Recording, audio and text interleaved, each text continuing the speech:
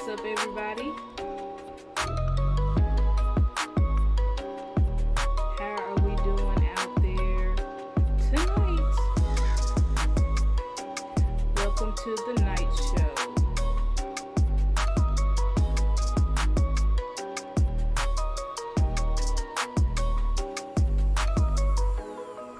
I know y'all may have been wondering, where is Star? I am here. I set it for 10:30, knowing I was really not going to get on until 11 o'clock.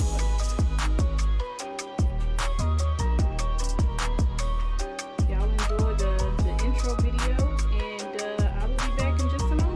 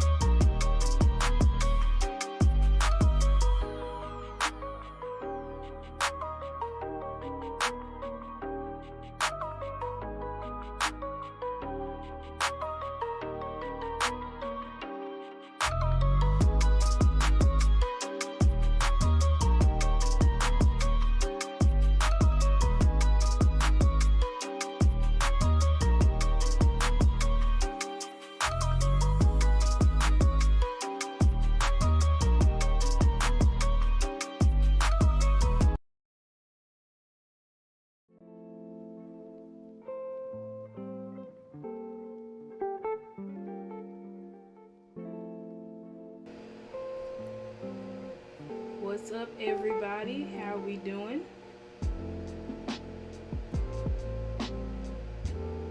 I am so glad to be here with you guys tonight for the night show. Y'all give me just a second so I can pull up my camera here. Thought I already had it here, but it didn't. Hopefully you guys can hear me. Hi guys, how are you doing? There we go. So glad to be with y'all here tonight. We got some fun stuff coming up tonight. Well, first of all, before I do anything, as I said, my name is Stargazer, and welcome to the night show. It's lit!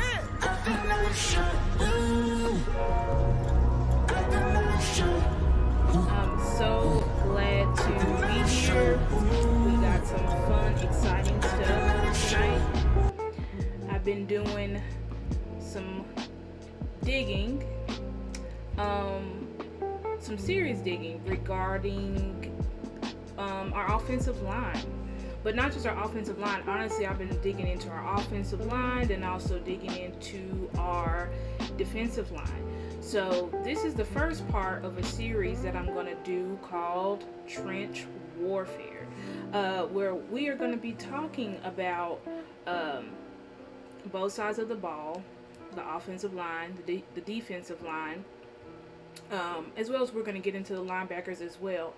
But today I just wanted to focus on the offensive line. I was originally gonna do both of them tonight, but I think I only have time to only have time to do one tonight, and then later either this week I have two shows this week that I'm doing with other users. I'm doing with other content creators, guys. I'm doing a show tomorrow night at 7:30, and then I'm also doing a show on Wednesday night. So you guys are gonna see my face a lot. Hope that you're glad to see this face as I continue to, put out content and try to give you guys the best show possible. If you're in the chat, please put your name, where you're from in the chat so I can shout you out. But I think first I would like to, we're just gonna get right into it tonight. So let's go ahead and get into the presentation that I already got queued up.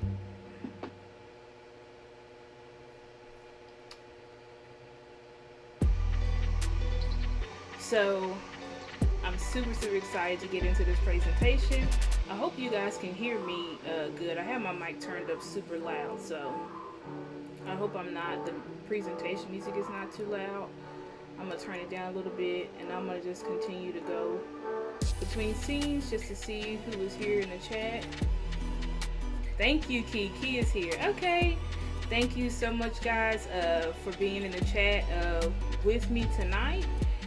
We're going to go ahead and get into it. Please like this video, share the video, and subscribe as well. And also, I have been forgetting to say, but turn on those notification bells as well so that you know instantly when I'm going live. That's just a good way that, one, like I said, you don't miss out on my content. As soon as I'm going live, you can tune in. But then it just also helps the algorithm as well when I have more people in the chat, because when you have more people in the chat, you have more people that can like your video live, which will then signal YouTube, I believe Facebook as well. It'll signal YouTube and Facebook to post, bring my content up in front of other users. So please do that for me, guys. I am going live on Facebook, Twitter, and YouTube. So I'm super excited tonight, guys. As I said, we are going to get into some good content. As I said, this is the first part of my series called Trench Warfare. And so we are starting off with the offensive line. And so I'll just read my title, and it says, How the Dallas Cowboys offensive line will dominate in 2023. Yes, that is correct. I said dominate in 2023.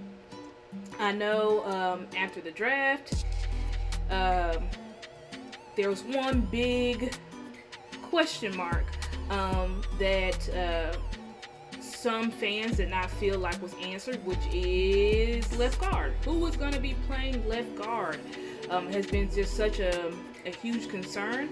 I will say, even for myself, I was team rebuild the offensive line.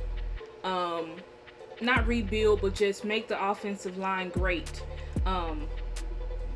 Excuse me, guys. I wanted to make the offensive line great because I felt like that was the one thing and the one reason, one of the reasons. The main reason was Kellen Moore, and we're gonna get into how Kellen Moore plays into why our offensive line has not really been dominating since he took over in 2019.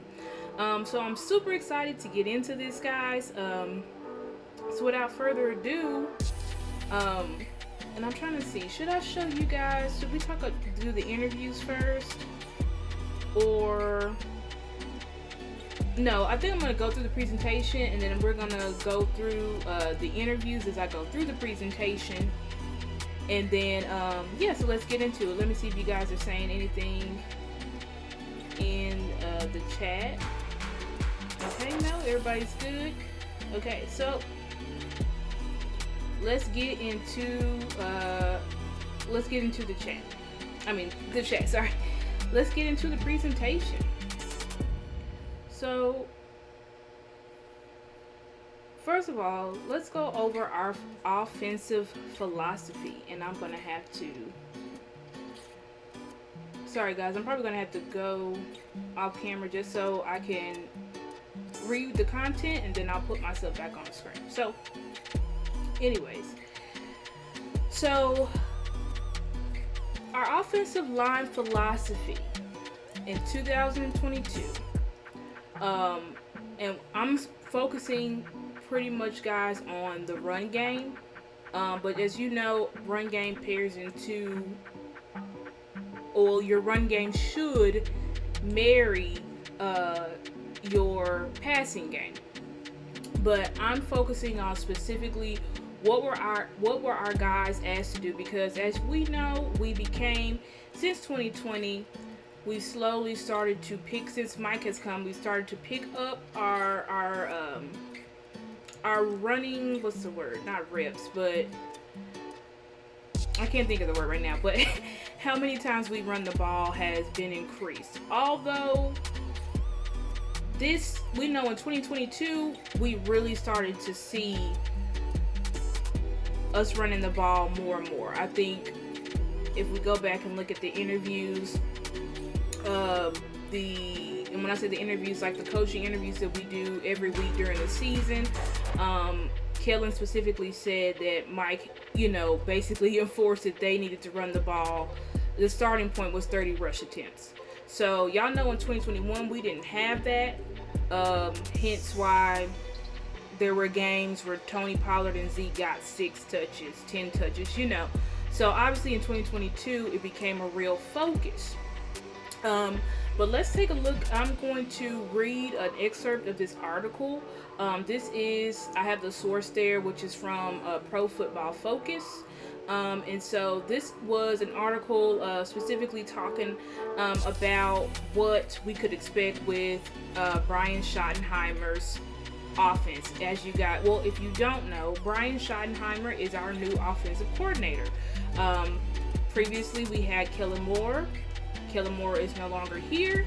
Brian Schottenheimer was already our, I guess I should, because I'm getting into it, sorry. But Brian Schottenheimer he was basically hired on this past season, kind of like a consultant. But we ended up hiring in-house, promoting him up to offensive coordinator. He's been the offensive coordinator for the Jets. He's been the offensive coordinator for the Seattle Seahawks. I believe he was their offensive coordinator from 2018 to 2020. And I think he just and then he was with the Jags in the 2021 season, and then 2022 he came to us as a consultant, and then now he is the Dallas Cowboys offensive coordinator. So we're going to get into his philosophy. But first, we're going to talk about our old philosophy, meaning Kellen Moore's philosophy, Coach Joe Philbin's philosophy. Coach Joe Philbin, if you do not know, was our offensive line coach. Prior to having our new offensive line coach, which is Mike Solari. But anyway, without further ado, let's go ahead and get into it. So, again, I'm going to take myself off the screen. I'll put myself back. So, our offensive line philosophy in 2022. So, I'm going to read this excerpt. It says, interestingly, Schottenheimer's presence as an offensive coordinator could push the Cowboys to make inside zone their primary run concept rather than the outside zone variation the team has leaned on heavily in the past. Though Dallas employed a steadier diet of man/gap concepts in 2022 than in the past. Schottenheimer's Seahawks, as I said, Brian Schottenheimer used to be the offensive coordinator for the Seahawks. So, Schottenheimer Seahawks ranked third in inside zone rate, which was 41.1% of called runs during his tenure, while the Cowboys ranked 19th, which was about 20% this past season. So this past season, our offensive philosophy. Let's see here. Sorry, I had to bring up my camera. So this past season, our offensive philosophy, philosophy. So our offensive philosophy was outside zone. That was primarily our running scheme. Okay, and so this may come as a shock because I honestly did not even realize that, as in the season that we tended to run a lot of outside zone. I personally thought that we were more of an inside zone team just because of the way, you see somebody run up the middle, you just think, or you see the running back, go up the middle, you think, okay, this is an inside zone. But actually, you got to actually pay attention to what is the offensive line doing to actually be able to identify what concept is being ran. So, as I said, I had to put on my little Inspector Gadget hat. In order to figure out the concept that we were running. Anyway, so I'm going to continue to read this other excerpt from Weekly Spiral. And so this is just going to explain the outside zone concept that we were running. So it says, outside zone forces, and this is from, I think I already said this, but I'll say it again. This is from Weekly Spiral. If you go to weeklyspiral.com, this is a football source. It's just like Blogging with the Boys, PFF. They do football news, stats, all this different type of stuff. But I really like their breakdown on how they broke down outside zone and how they broke down inside zone running concept. So let me read it here. So it says, outside zone forces defenses to run horizontally and puts more responsibility on the running back to make the blocking scheme of the offensive line effective. So let me read that again. Outside zone forces defenses to run horizontally and puts more responsibility on the running back to make the blocking scheme of the offensive line effective. Even if offensive linemen lose ground, the back can run off of those blocks and create positive plays that exploit fast-filling linebackers. With an outside track, linebackers and second-level defenders have to respect the threat of the offense getting the edge. That can then open huge cutback lanes in the middle of the field for running backs to take advantage of. Zone blocking philosophies can differ, but since it attacks space and gaps, the scheme can be incredibly versatile and effective against whatever front and look the defense presents. Okay, so I took from those excerpts and I just made it plain here. That's to the right side of the screen. So it says, outside zone scheme attacks gaps in space. It is up to the running back to make the blocking scheme effective. In the outside zone scheme, the running back is the threat, not the offensive line. Okay? So, in this type, okay, and so let me explain that more, or flesh that out a bit. And honestly, I'm going to use some real life examples, right? So, if y'all can tell me in the chat, like everything just started really making sense to me. If y'all can tell me in the chat, what have we seen for the past two seasons, 2021, 2022? What have we seen Ezekiel Elliott doing in the offseason? Anybody can tell me. He's been if y'all won't tell me, then I'll tell you. But let me know, what have we seen Zeke doing? What type of training have we seen him do? If anybody could put it for me in the chat. If y'all don't know, I'll go ahead and tell you. If you don't know, you could just put it in the chat. I don't know. Thank you, Keith. Cutbacks, right? So we've seen for the past 2 seasons, Zeke has hooked up with this trainer in Dallas, and we've seen him do a lot of before Zeke wasn't putting out these types of videos, right? But we've seen him do a lot of videos of cutback, evading trash cans, jumping over this, quick step, all these juke moves, and all of this stuff that he's been doing, right? So we've seen him do this quite a bit for the past 2 seasons, and so we didn't think anything of it. We were just thinking, oh, Zeke's just trying to. Hey, Martin, glad to see you tonight. Thank you so much for being in the chat with me.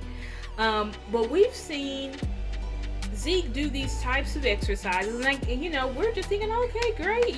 Zeke still got it. He's showing off his ability and all of this stuff. So, but now since I know the offensive scheme that we were running, the running scheme philosophy that we've been under since Kellen Moore has become the offensive coordinator, this all makes perfect sense now.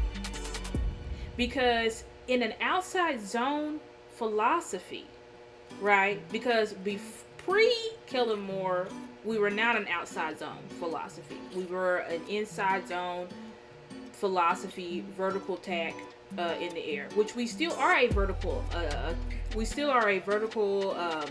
attack vertically. Well, not now, but under Kellen Moore in 2022, we attacked. The passing game was vertical. A lot verticals, hooks, curls. That was the primary scheme that we ran.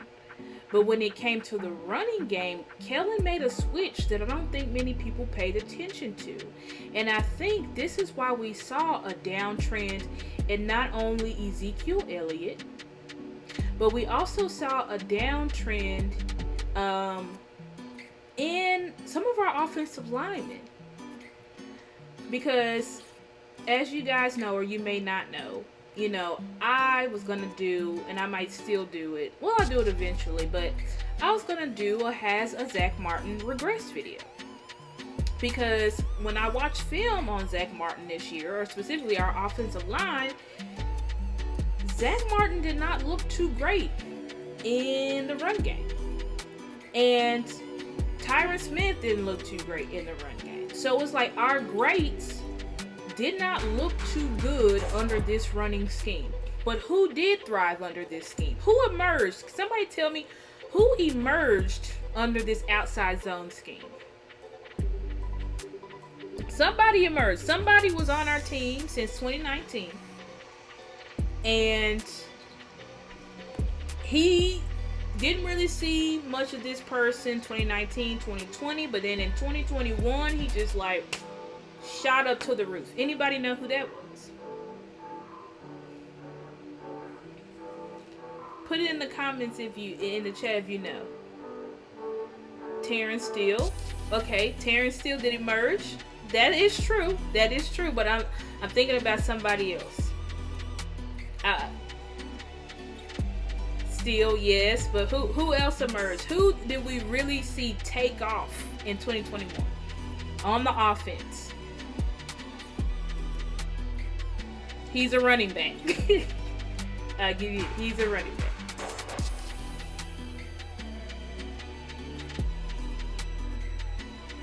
Do y'all know?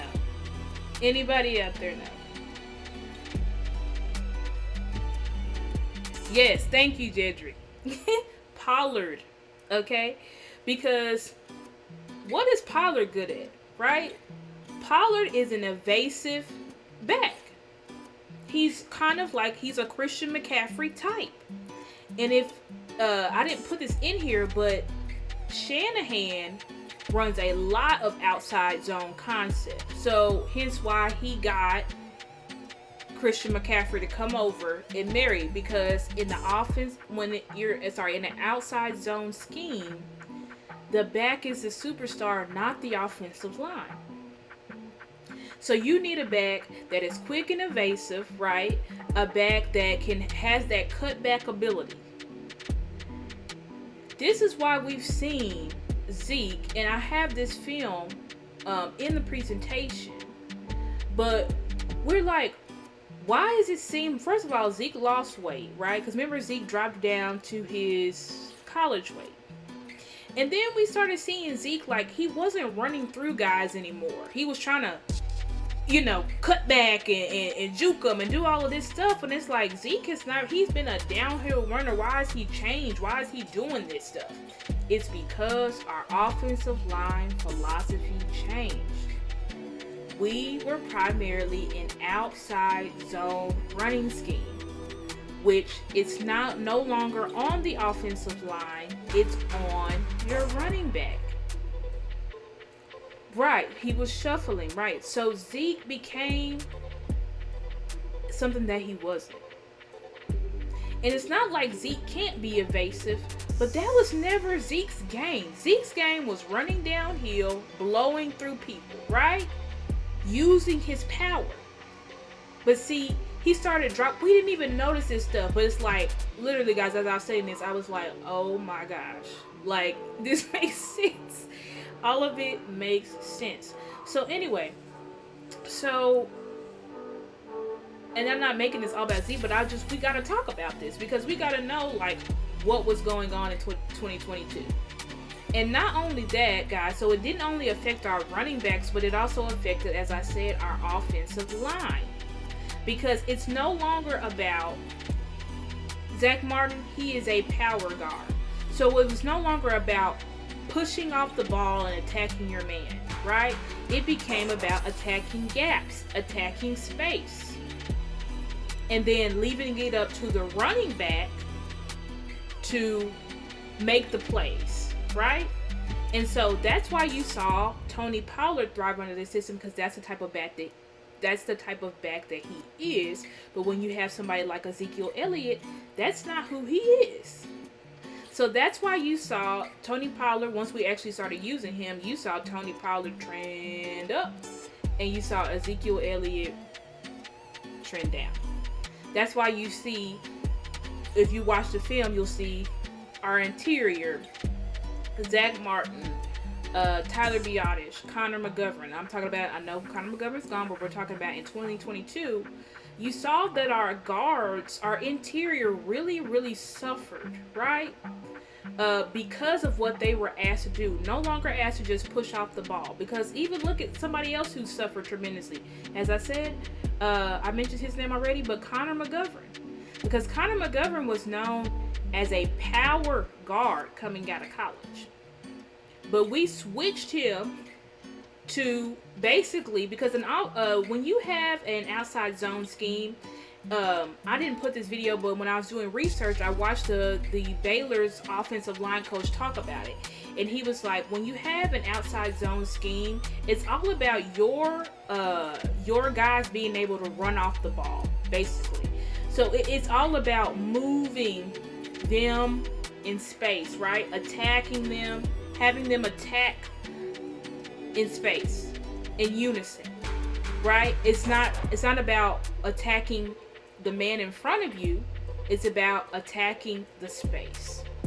So I hope this is making sense, guys, because this is why we saw our stars in the offensive line, but also our running back, our star running back, who's not on our team anymore.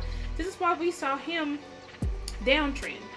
And then just to even make this more clear, we are going to go to the next slide. And we're going to listen to Joe Philbin talk about the scheme. Because I found this gem of a video. This was from October 19, 2021.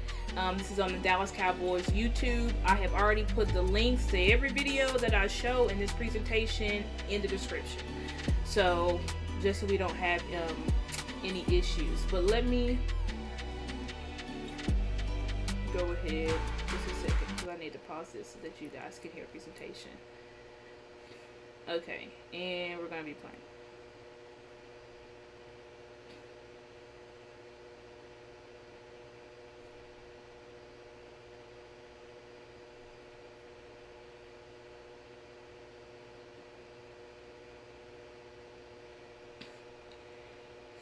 And y'all let me know, can y'all hear that?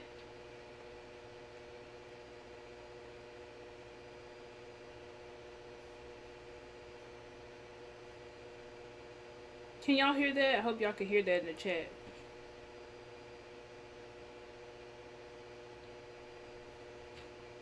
Could y'all hear that in the chat? I hope so.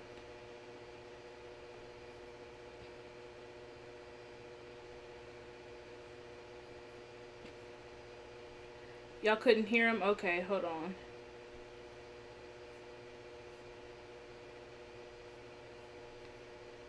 Should have been able to hear him. Let me see.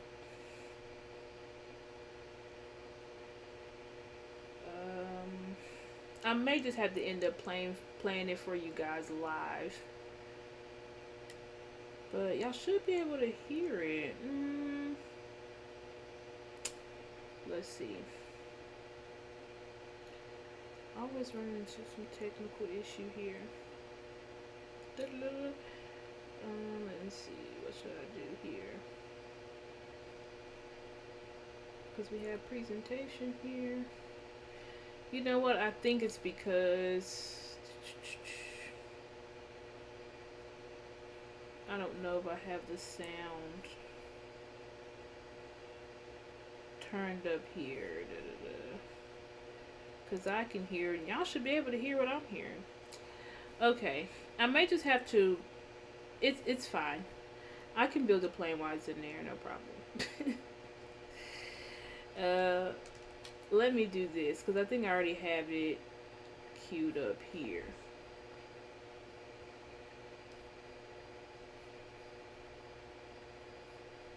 I'm gonna just bring it up.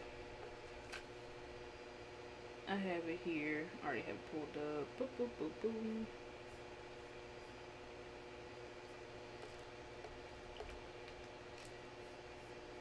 Sorry guys, if y'all just give me a second, I'm gonna pull it up for us. Since y'all could not hear in the freaking could not hear in the PowerPoint. Promise I'm gonna build this plane fast while I'm in there.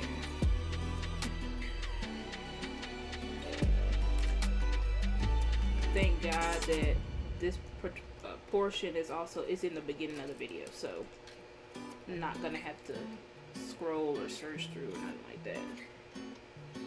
Yep, already got it here. Pulled it up.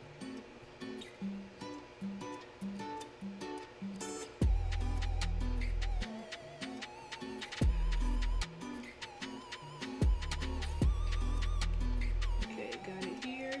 All I gotta do is fix it for us.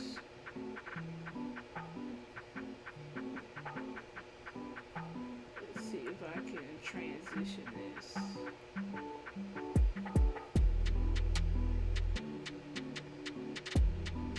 That's my PowerPoint that I didn't, because that's so large, because this is the same thing, guys. So I'm just gonna, honestly, I'm just gonna play the video. I hope YouTube doesn't flag us for it, but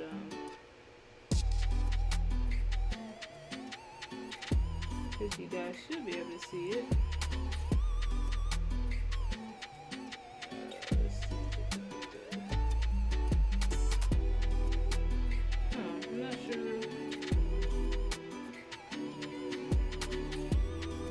I should be able to pull it up. Okay, I think I have it here. Just gotta make sure you guys can hear it before I play it. Yep. Okay. I'm just gonna go ahead and play this. Y'all should be able to hear it. I'm gonna turn off this music first though.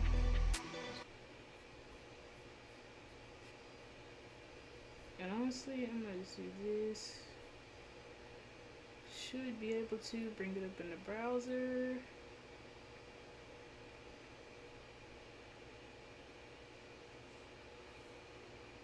Can y'all hear that?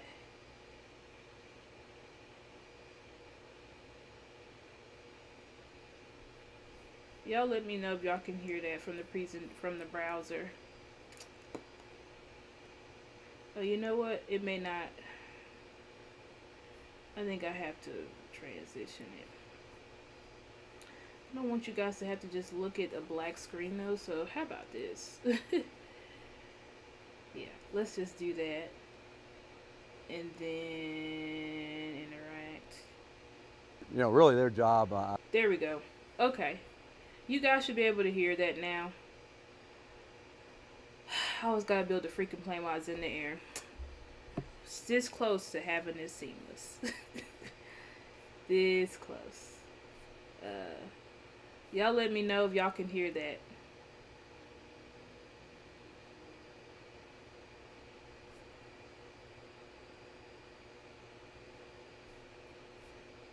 Hopefully y'all can hear that. I should be able to hear it. I think they're playing well together. They're doing a good job at the line of scrimmage, communicating. Number one, get everybody getting on the same page. And they're, really their job. I've always told those guys, really, they have two main job responsibilities in the run game. Their job is really to create space for the running back, and in pass protection is to keep their defender as far away from the quarterback as possible, so he can make a good decision and throw the ball accurately. And we've got a long way to go, but overall, for 6 weeks in, I think we're making progress in both those areas. We've got to do a lot of things better, but I like the way they're preparing. I like the way the energy that they're playing with. But like I said, still a lot of room for improvement. What are some of the things you want to see them do better? Well, just some of those things. I mean, there's always more. We use that term. There's meat on the bone, so to speak. In the running game. We'll replay it just a little. Replay it again because we're listening for the part where he says, "I tell them two things." Two things that he coaches the offensive line to do. So, let's replay. I think they're playing well together. They're doing a good job at the line of scrimmage, communicating. Number one, get everybody getting on the same page. And they're, really their job. I've always told those guys, really, they have two main job responsibilities in the run game. Their job is really to create space for the running back, and in pass protection is to keep their defender as far away from the quarterback as possible, so he can make a good decision and throw the ball accurately. And okay, did y'all hear that? So Coach Philbin said there are two things. Two things he says. Let me check the chat, sorry. Okay. But Coach Philbin says there are two things that they focus on that he tells them to do.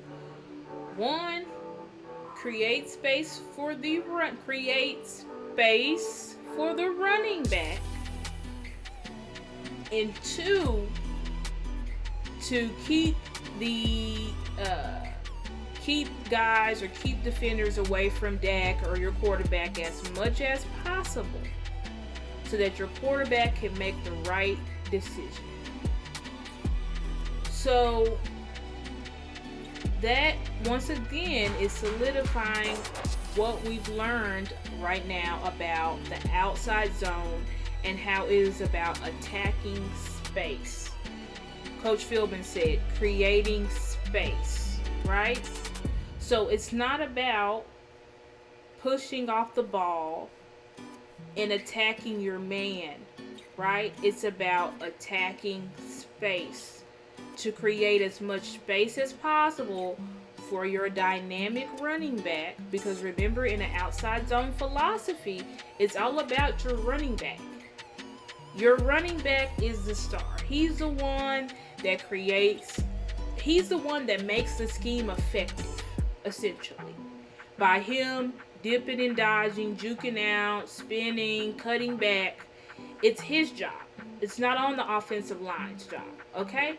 So this is just further explaining what was our running game philosophy, what was our offensive line philosophy, even in the passing game. He said, your job is to keep these guys away from Dak as much as possible.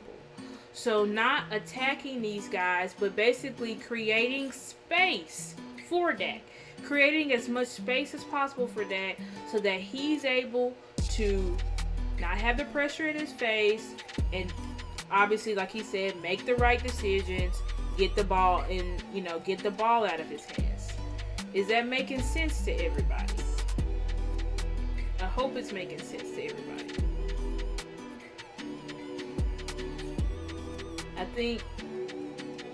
I don't know if you guys, I don't know if those comments are in real time or not, but yes, okay. So hopefully, yes. I'm like, because I see in the comments, but I was like, I don't know.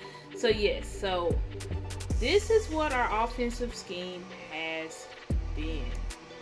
This is why we have seen our offensive line play go down.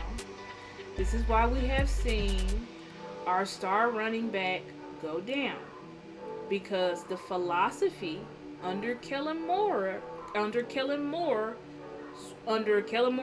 Philbin, because Joe Philbin and Kellen Moore are like this, because I believe, I'm not mistaken, Joe Philbin now coaches, he's now the offensive line coach with the Chargers. So that shows you how close Kellen Moore and Joe Philbin are. Okay? So anyway, let's get into the next and I forgot to show you guys the video on the first slide. So I'm going to show you guys that. Go back. And we're going to be able to watch. So this is filmed from the... this is the opening drive of our... the opening drive of us against the 49ers in our playoff game this past season. So you're going to be able to see from this clip how we are running an offensive, how we're running an outside zone concept.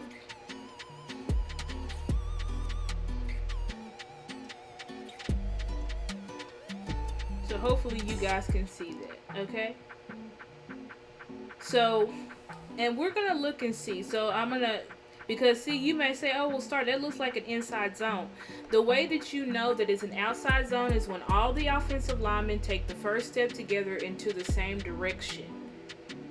Right? So this is how you know it's an outside zone concept. Because you'll see they're not moving. I'm really breaking this down for y'all. So I really hope that it's making sense to everybody and y'all are getting it. But and let me check my comments, make sure y'all not saying anything.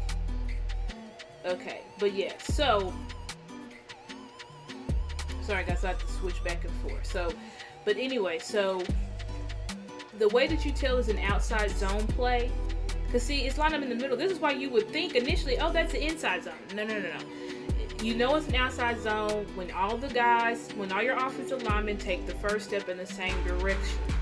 So we're going to see from this front view, right, how all of our offensive line are going to take a step in the same direction. This play is obviously going to be, we just saw it, it's a tackle for a loss. Fred Warner just gets in that gap and stops it immediately.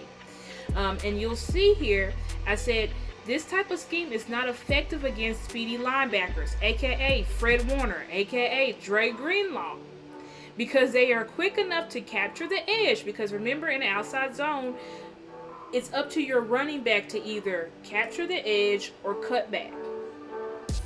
So it's not effective against these types of schemes, these types of linebackers, because they are quick enough to capture the edge and smart enough not to leave the cutback lane. You'll see if one penetrates the gap to stop the run, you'll see the other one, Dre Greenlaw, staying put. The other one, I think his name is Al Shahir, or I can't remember his first name, but I think his last name is Al Shahir or something like that. They stay put because they're staying to make sure that there's no cutback lanes. So when you have these types of not only fast but intelligent linebackers, this type of outside zone scheme is not going to work. This is not how you attack the 49ers. You don't attack the 49ers defense under DeMeco Ryan. I don't know what they're going to do this year, but you don't attack the 49ers defense under DeMeco Ryan by trying to run them out of that cover 4 and cover 6 with an outside zone play. Because as y'all will see, these outside zone runs got blown up all freaking night. And they got blown up all freaking night because of who? These linebackers. If it wasn't Fred Warner making the play, it was Dre Greenlaw. They were flying around constantly. Flying around, hitting those gaps, stopping it. Because you'll see that these linebackers, they weren't touched. Because in the outside zone, it's not about getting to the second level. It's not about getting to the second level, right? It's about your running back being able to evade. That's why Tony Pollard thrived under this system. But even Tony Pollard didn't thrive in this game because the linebackers were too good. They were simply too good for him to evade. Some of this stuff was on Kellen because he didn't even have enough blockers in the area.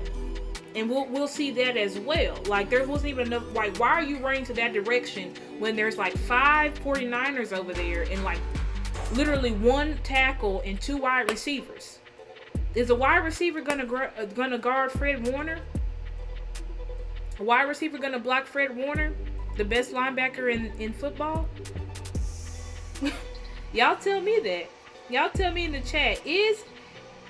Y'all gonna tell me in the chat, is a linebacker, is a wide receiver going to be able to block Fred Warner?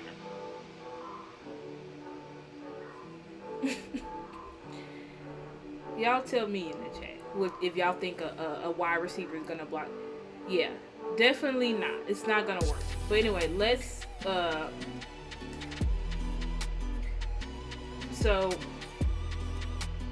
let's look here. Okay, so we're gonna watch this. So we see here, look at that. So you see the offensive line took off in the same direction. Zeke tried to find the cutback because the front was already, I think that's out there. I think that's Schultz. No, that's Ferguson. So that's Ferguson and Tyron in the front. Ferguson, Tyron, Zach Martin, right? So they get off the ball to the front direction. We also had, I think that's McEwen as the fullback, right? And so this is Zeke. Look who's unblocked. Y'all see? So Zach Martin gets to Fred Warner here. You see Zach Martin got to Fred Warner. But look who else, look who's going to make the tackle and run free. Who is that?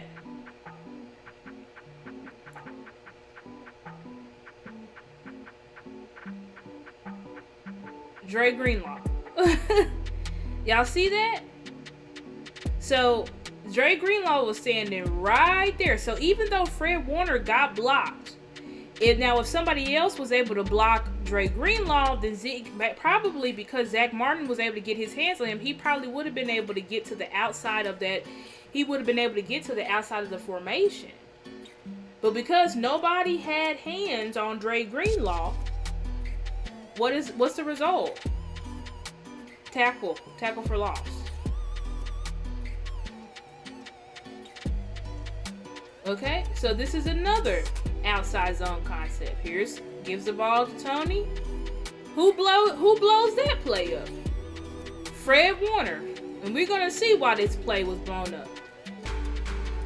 So Tony Pollard's running over there. Look who's out there to block. We got CD trying to guard. And I'm gonna slow it down for us, but we got CD trying to guard Fred Warner.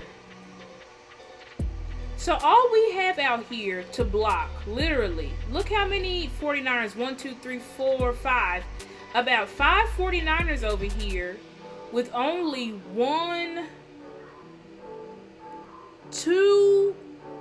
about 3 offensive linemen and then 2 wide receivers, right?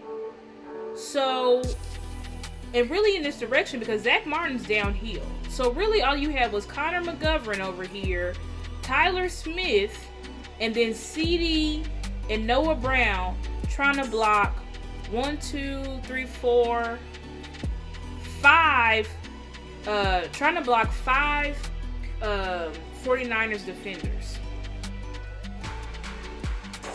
So, and these are perfect clips because, you know, people say, oh, look, Zeke wasn't able to do anything. Dre Greenlaw get him. But same thing happened with Tony Pollard. CD tries to block Fred Warner. Of course, that's not happening. Tony Pollard, tackle for loss. Oh my gosh. And I think this is a passive play, so I could just pause that right there. But y'all see what yeah. Smart and fast, exactly. So y'all see what I'm talking about? Because of the way that we were running the ball, that's why we weren't effective.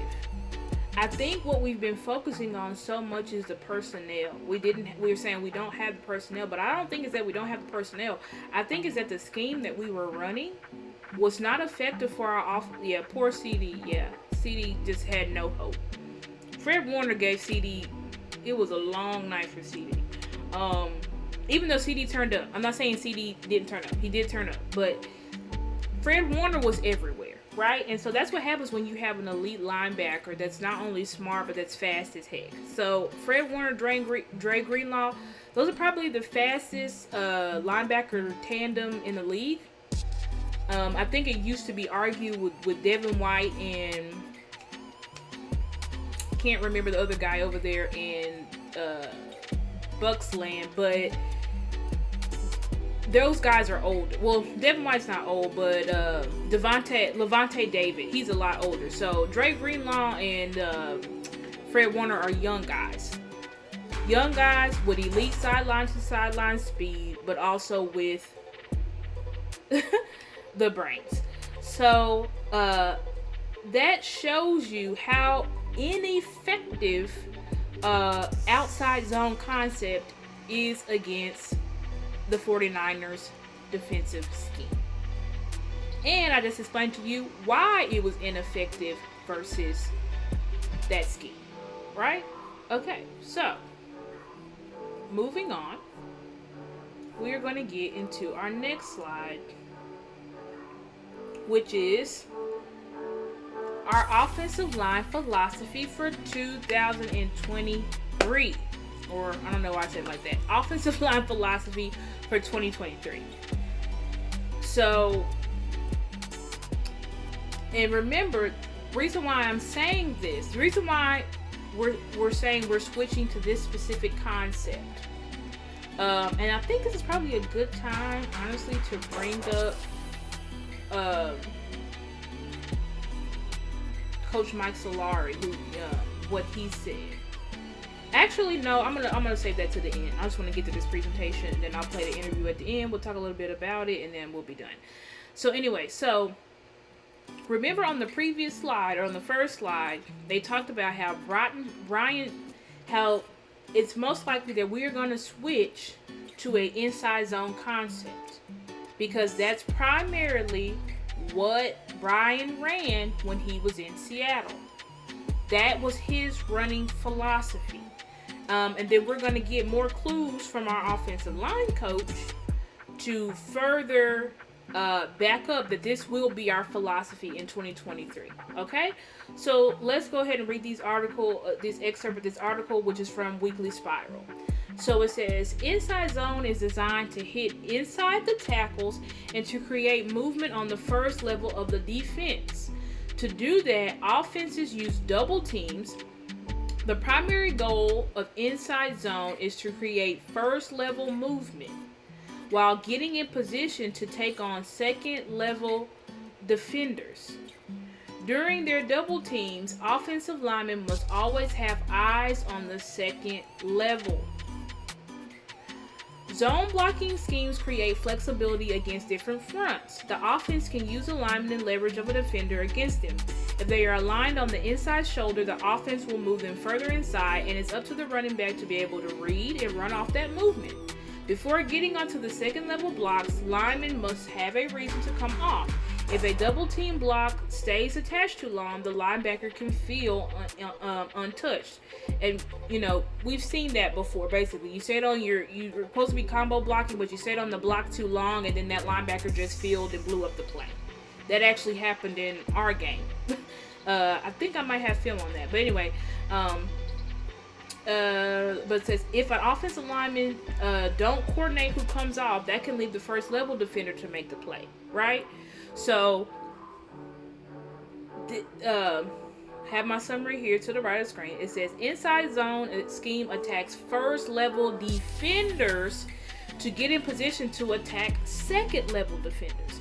So when we just watched the film, we noticed that every single time there was a linebacker uncovered, right? Because we're running outside zone, so it's not about moving forward and getting your hands on the second level defender. It's about trying to create as much space as possible, knocking those defenders, well, not knocking those defenders, but basically being able to move the defender out of the way to create space for the running back to be the main show. But in an inside zone philosophy, it's on the offensive line to be able to attack the first level defender, which is defensive line, right? With keeping your eyes to the backfield so that you can get your eyes on the second level, or get your block, or get your hands on the second level, and then it's just up to your running back to be patient and to follow his blocks. And so I didn't put film of this, but you can go back and look. Go back and look at Ezekiel Elliott's games of 2016. We'll just say the Cowboys. I say Ezekiel Elliott, he was our running back. So, but anyway, go back and watch how the Cowboys ran the ball in 2016, right? In that time, our defenders were able to push off the ball, attacking not only the first level defenders, but also attacking the second level, which then created, and Zeke, who's has one of the best ball carrier visions. He did I still think he has great ball carrier vision. That's one of his specialties. And also his ability to be patient, his ability to follow his blocks, okay? As I said, running back just needs to be patient and read blocks. It's not about him being the main show. Think of the inside zone as more of the running back and the offensive line working together, compared to in the outside zone scheme. As I keep saying, it's about the running back being able to read, follow the creases, make the cutbacks, the jump cuts, do all that type of stuff. He makes the scheme effective, not the offensive line. So I hate to bring it up, but we're gonna watch a little bit of film of the Eagles offensive line versus the 49ers in the NFC Championship game, because they just did a perfect example of inside zone here. As we know, the Eagles offensive line was just extremely dominant this past season. I mean, I really don't know how else to spin it. They're extremely dominant. And because of their dominance, they were obviously able to beat the 49ers, and they were able to make it to the Super Bowl. So we are going to watch a little bit of film. I see I have somebody else in the chat. If you're in the chat, please let me know who you are. Please like this video. Please subscribe if you're not a subscriber, please. And also hit the notification bell so that you always know when Star is going live. But let's go ahead and watch a little bit of this film so that we see this is an inside zone concept, obviously, and we're going to be able to see how this offensive line perfectly does exactly what it says, what I just read. Okay? So here we go. So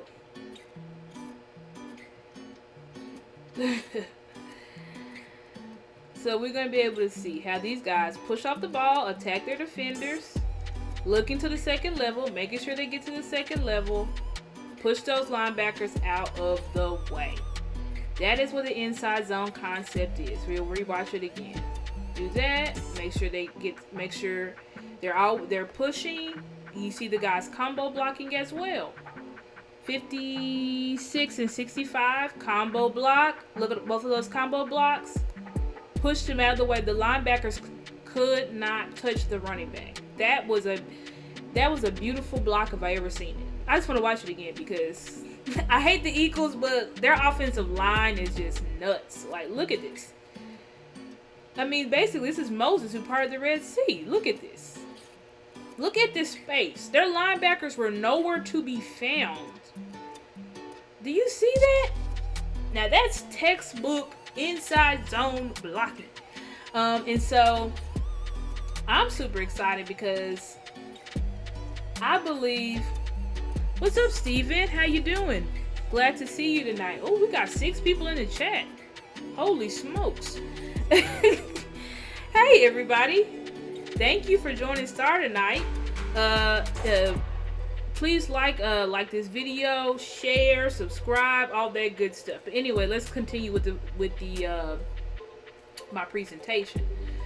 So this is something that's super exciting, guys, because this is where our offensive line is headed in 2023. It's no longer going to be an outside zone where we're going to be attacking space, but we are now going to be attacking defenders. That's what brings the physicality. That's what brings the power and physicality. Zach Martin no longer has to move laterally or horizontally. Zach Martin can do what he does best. Push people off the ball. Terrence Steele can do what he does best. Push people off the ball. Tyler Smith can do what he does best. Push people off the ball. Right? So I think it's just going to be a beautiful thing. But let's keep going because I dig deeper into Mike Solari, right? Because he's our offensive line coach. So he's the guy that is instilling the philosophy inside of our guys. So let's look at our next slide. So this is Mike Solari in Seattle. So this article is entitled "Analysis: Why Seahawks Opted to Part Ways with Line Coach Mike Solari," and this is from Fan Nation website All Seahawks. Excuse me, guys, I gotta get some water. So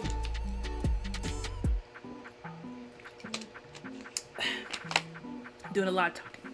So let me check my chat, see if anybody said anything else. Okay, no, we good. Anyway, so let's look at this. So I'm gonna read this. Sorry, guys, but it's important that we read this. This was a longer article, but I just took these excerpts, okay? So it says, considering the mess he inherited, replacing Cable. Cable was the Seattle Seahawks' former offensive line coach. Solari deserves a ton of credit for the immediate improvement Seattle made in pass protection. Per ESPN's pass block win rate metric. Okay? So that sounds familiar because that was something that we were dead last in, or close to being dead last in. This year was pass block win rate. But anyway, let's keep going. Per ESPN's pass block win rate metric, which accounts for the percentage of the time offensive linemen sustain their blocks in pass protection for 2.5 seconds or longer, the team finished third overall out of 32 teams, which was 67.4% in his first season at the helm in 2018. So, I love this, guys, because, like, it's just fascinating, right? So, our team, who was literally in 2022, we were at the bottom of the league in pass block win rate. Our new offensive line coach, Mike Solari, with less talent, because I went through and did more research and realized that in Seattle, Mike Solari only had one guy who was a Pro Bowler, and he was like, I forgot what's that guy's name. I had to look it up, but he was old as dirt, basically, when Mike Solari got him. And Mike Solari was able to finally get him to go to a freaking Pro Bowl pretty much like the year before he left. Because Mike Solari was with the Seattle Seahawks from 2018 to 2020, I believe. Or 2018 to 2021. So anyway, let's keep reading. It says, interestingly, considering Wilson's public remarks about getting hit too much last season that spawned months of trade rumors, the Seattle Seahawks finished 9th in the NFL in pass block win rate in 2020. Okay? Aside from a dreadful 28th overall finish in 2019, Solari's group finished in the top 15 in each of his 3 other seasons. So during Solari's tenure with the Seattle Seahawks, his offensive line finished top 15, right? So let me read that. So let me read it correctly. So Solari's group finished in the top 15 in each of his other 3 seasons, right? So they didn't do well in 2019. I'm not sure. It might have been because of injuries or something like that. So they didn't do well. But basically, in the other years that he was there for 4 years, they finished top 15. So his offensive line was never at the bottom. So that's one thing we can hang our hat on. You know, first of all, I can't even deal with that right now. I was going to try to do my buttons, but I just want to keep rolling. But that's one thing that we can hang our hat on, is because now we have an offensive, what's this? Watch Mike Solari's O-line cleaning the other day. Dots are connecting. Abso-freaking-lutely. So,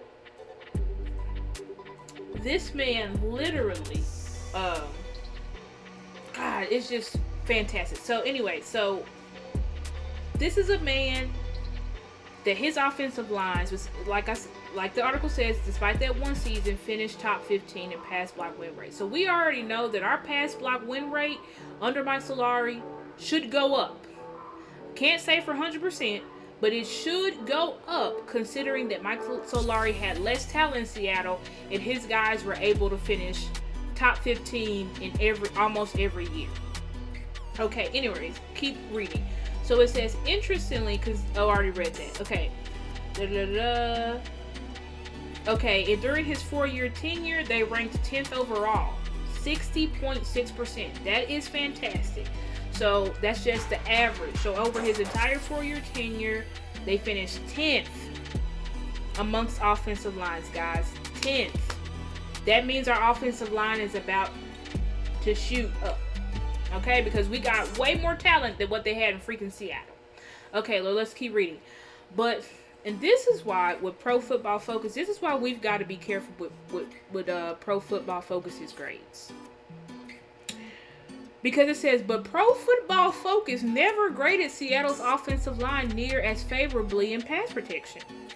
Using different evaluation methods, Solari's unit never finished higher than 18th on PFF's team pass blocking grades and scored poorly with a 55.6 overall grade in 2021, which ranked 25th in the league.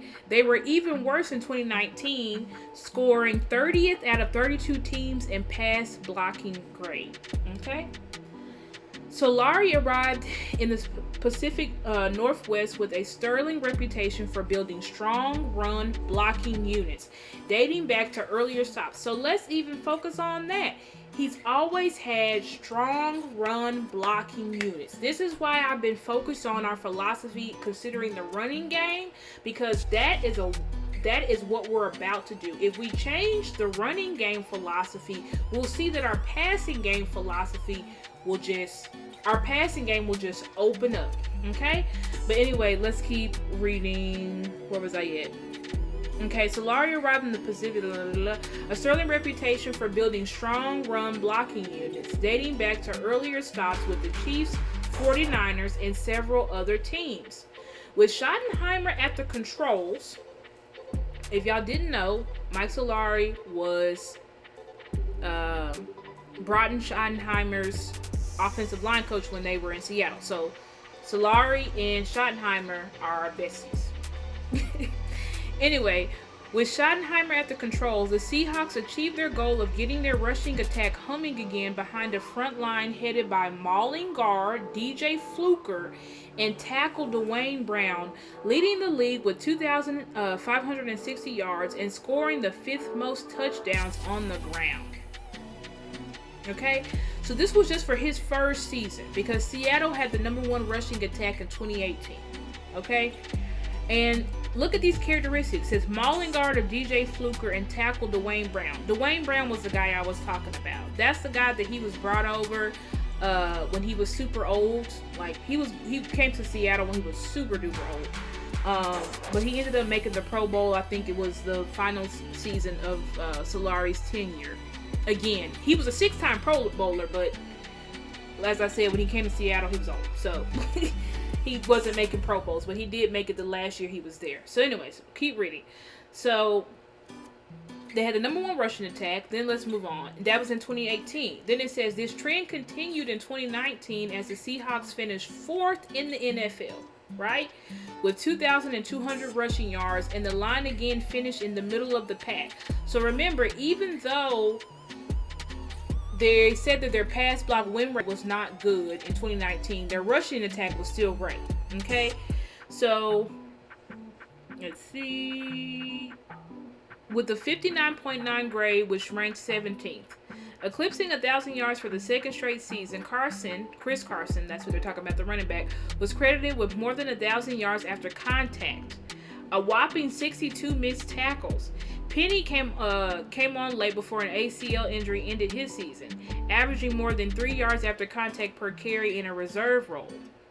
Okay, so basically it's saying when these running backs were under Mike Solari, and is Chris Carson not even in the league today.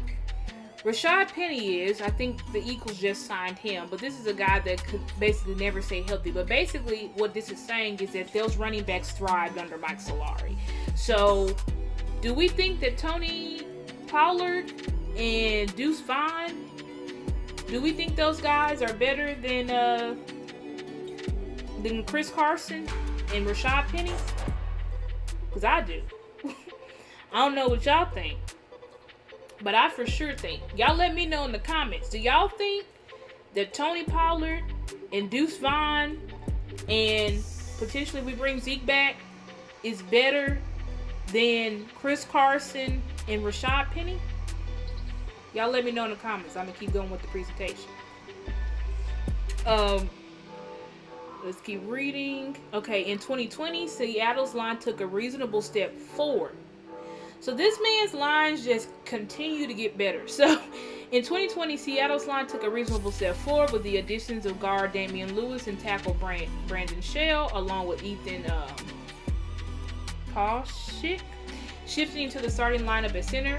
Though they dipped down in 12th in rushing yards, so they still finished top 15 in rushing yards, or top 12 in rushing yards, and didn't have a single rusher with more than 700 yards. They still finished 6th in yards per carry, and were one of the more efficient running teams in the league. This earned Solari's unit a strong 72.7 grade from PFF, which ranked 10th overall. So Solari's line in Seattle was dang good. And this is with not that great a talent, guys, because even those additions that they named, I don't think a single one of them ever made a Pro Bowl. So this just comes to show you that this line was good because of the philosophy that was coached on them, right? It's not necessarily that these players were all world. And so that should give us hope when looking at guys like Chumundonga, when looking at guys like Awesome Richards. Mike Solari knows how to develop offensive linemen. That's what I put this whole article here to show was not only is Mike Solari a good offensive line coach, not only in the running game, which he's been amazing at, but also in the pass blocking game, right? He can turn average guys into top in the league, right? So let's just be clear about that. And this is the guy that we have now decided to bring into Dallas. So we got to be excited about that, because even though we have a question mark at guard, this should give us confidence that even though we got a question mark at guard, Mike Solari is going to coach him up. Like, this line is going to be good. Because as I said, we got way better talent than what he had over there in Seattle. Okay? So, what am I doing here? So, moving on. Oh, look what I got here for us. So, this is film of Mike Solari's line in Seattle. Okay? This is Seattle versus the Rams in 2018. I'm sad because y'all are not going to be able to hear the freaking audio. Only I'm going to be able to hear it. But I have to figure out why the audio is not freaking working.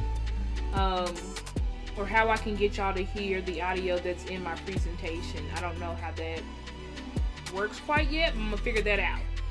But anyway, we're going to go ahead and watch it.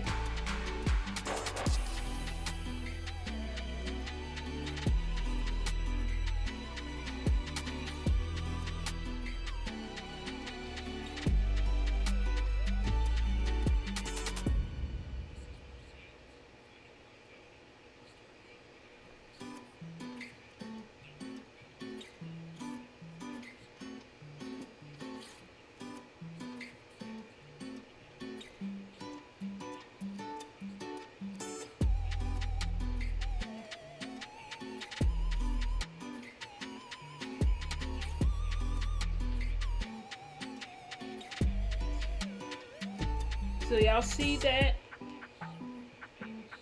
So first run, and so this is done with their backup.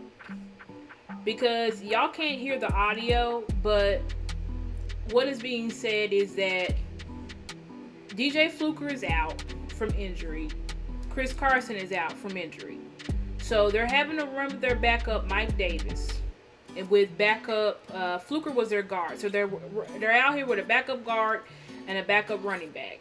First play of the game, he gets 10 yards. Second play of the game, he gets 5 yards. This is your backup. Okay? So I specifically played this video so that we can see this is what his backups were able to do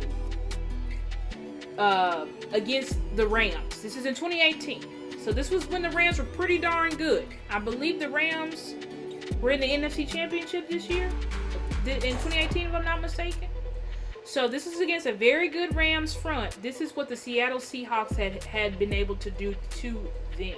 Okay, this is what their rushing attack was able to do. So I'm gonna again, I'm gonna start it over so we can play it again. So you see how the offensive line there was able to, inside zone concept, able to get their hands on that second level. I mean, it just looks so like textbook blocking here, right? The unit just looks like, they look like a unit. They look 100% together, okay?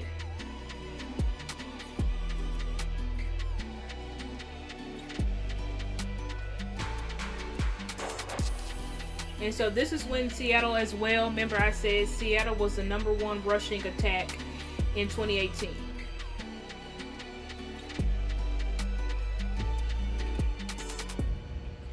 And so I'm showing y'all that to just show you Russell Wilson's best years were with Schottenheimer and Solari. Absolutely. Abso-freaking-lutely it was. So this says embed stream. I think maybe next time I'm gonna have to embed the stream into the presentation so y'all can hear the audio. I'll remember to do that next time. But anyway, so right there we were able to see, as I said, with backups.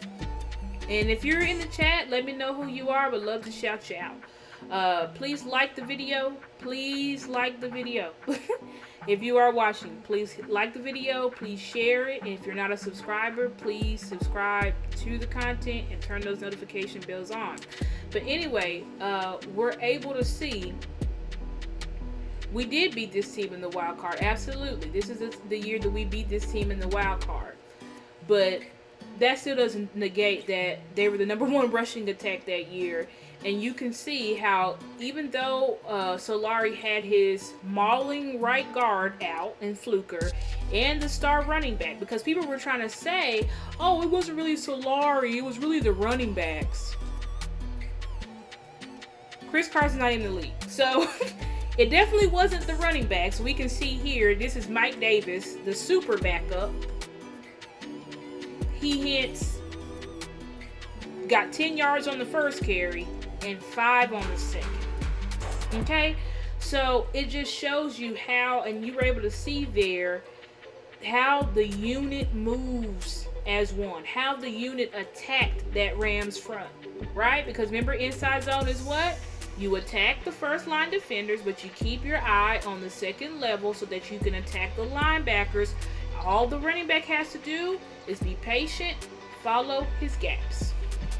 And so we saw how that was a success there. Okay? So moving on.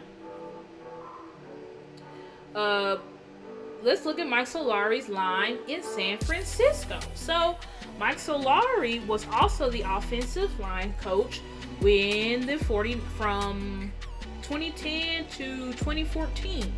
So when the 49ers had Kaepernick. Okay? And so you can see to the left of your screen, at this particular time, I think this was like game 10. So they averaged 153 rushing yards per game, most in the NFL. Mike Solari's running game tenure is long. So, and then I put here Joe Staley, which has he's not in the Hall of Fame, but he has a Hall of Fame pedigree. Was selected to the Pro Bowl 4 out of 5 years that Solari was there. He didn't get any single Pro Bowls before Solari. So this man makes that's what's the word? Exciting for guys like who? Terrence Steele, Tyler Smith, guys that we think have the pedigree to be great. Mike Solari is about to make these young men, I think that this offensive line is going to play out of their minds this year for the simple fact of who we've brought into the building. I'm showing you guys this so that y'all know Mike Solari's tenure is long. What he's been able to do with offensive lines, go back and research. Research it. Right? That's why we're doing. That's why I'm doing the research for you. So that you can see what he was able to do. How he was able to upgrade Joe Staley's game. Right? How he was able to have the #1 rushing attack. 153 rushing yards per game. Okay? So we're gonna watch, and something that's also exciting, just a little nugget, is that in his scheme, he uses fullbacks. Not tight ends as fullbacks or offensive linemen as fullbacks as Kellen did, because Kellen clearly didn't understand the value of fullbacks. Because you can use a tight end or an offensive lineman as fullbacks, but they don't catch the ball. Well, a tight end does. Don't get me wrong. Tight end does catch the ball. But a fullback is different than a tight end. Obviously, it's a special position, right? A fullback is not a tight end. Now, you can play him in that position on the field, but it's not the same, okay? So, let's go ahead and look at this, all right? So, again, he coached the 49ers, offensive line coach during Kaepernick's tenure.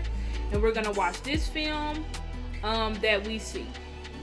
And I think the first play is going to be a passing play actually to their fullback Miller, right? But see, this is the type of stuff you can do with fullbacks, because fullbacks are basically a little bit more heavier running backs, right? Okay, so anyway, let's play the film.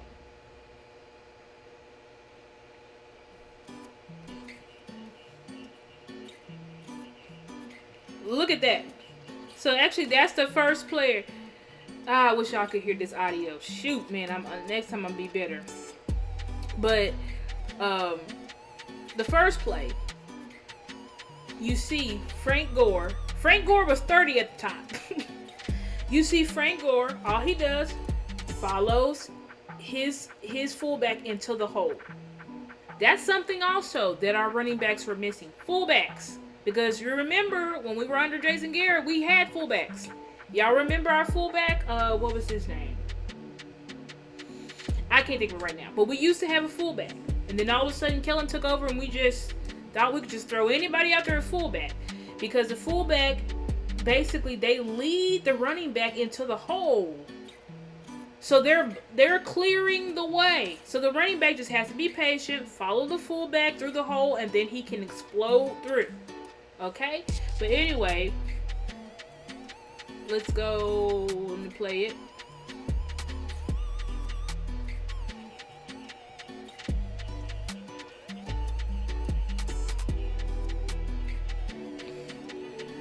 Like, just look at Frank Gore. Patience and vision. All he's doing, just following that fullback right through the hole. Boom. You see that? Okay, so I didn't even put the pass and play. So I put that to show the type of scheme, what types of looks that we can look for in our new offensive scheme that's about to be rolled out. Right, getting Lupski makes sense. So people think like, oh, we're really gonna use a running back. We didn't use Ralston. We didn't use a guy that, you know, was moving. I think he was like pulling 18 wheelers or something. Like, oh, we didn't use him, so we're not gonna. No. We're gonna use him.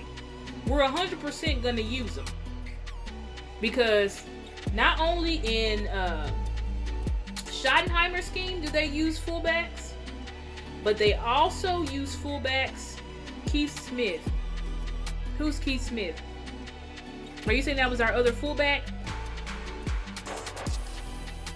Martin, you gotta let me know who Keith Smith is. But what was I saying?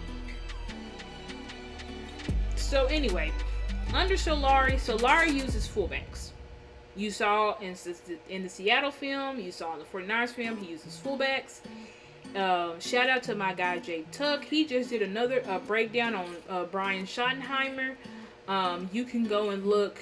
It's a recent video that he did on Schottenheimer's offense, and you can go to that video.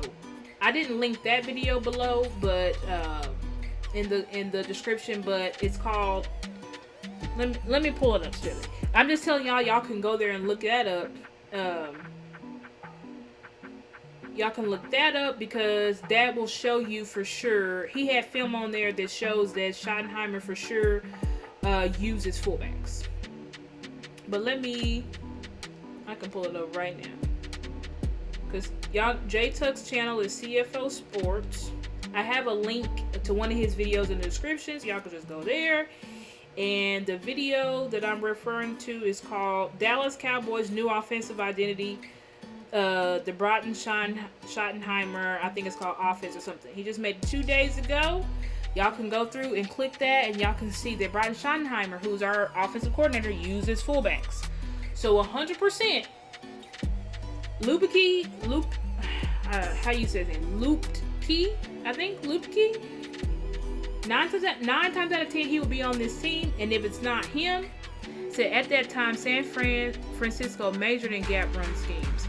The AC was Harbaugh and OC was Greg Roman. I hope Dallas incorporates more of those in the running game. Absolutely. Okay, you were saying the fullback in 2016. Yes. So thank you, Jedrick, for that comment. So see, they measured in gap scheme runs, right? So these type of gap runs, right, where we can attack going forward. Our offensive line can push off the ball, right? That is a type of philosophy that we are moving to. We are moving more into an inside zone concept, and we're moving away from an outside zone concept. Remember, inside zone concept focuses your offensive line, focuses on attacking the defenders in front of them, then moving to the second level to attack those guys. And an outside zone concept is not about attacking defenders, or it's not about attacking the first or the second level. It's about attacking space. And then I told you guys also about when I watched the video with Baylor's offensive line coach, it's about running off the ball, right? It's about running. When I say running off the ball, that means basically quick get off is what I mean. Like how quickly an offensive lineman gets off the ball, but how quickly they can run and create space. That's what I mean. So you're looking for more like agile runners in that type of concept scheme. You need guys that can move in that type of scheme, right? So we have guys here that can move, but we have what our strongest suit, Terrence Steele, our best on the line, Terrence Steele, Zach Martin, Tyler Smith. All of those guys are powerful at the point of attack, but they hadn't really been able to utilize that as much because of the scheme that we were running. Okay? So anyway, let's move on to, I think we're almost done the presentation, guys. And I'm freaking hungry, so I have not ate dinner, but I had to go live before I eat dinner. Anyways, so this brings us to our last slide. Why the Dallas Cowboys will demolish the 49ers in 2023. So I have this slide, but I'm going to pull up for us because I have this queued up.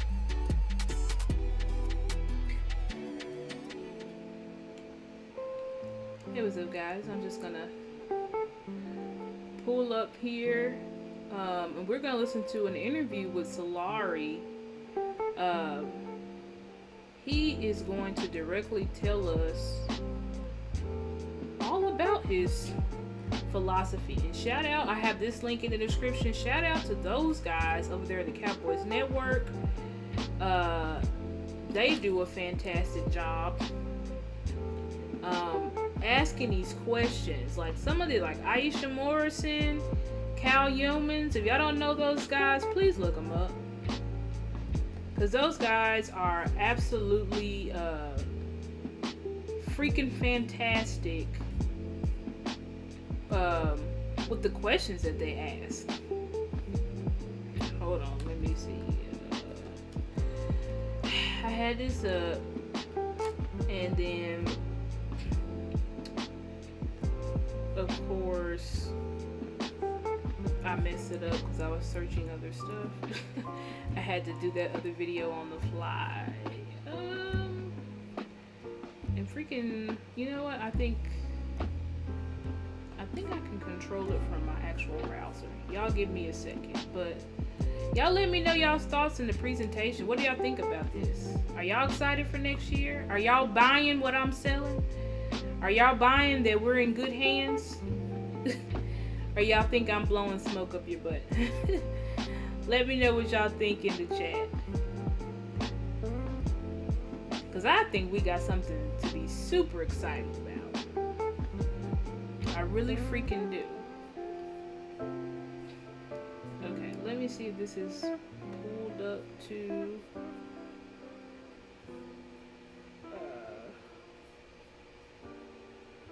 you know what I'm gonna do? It's okay. This will be easier.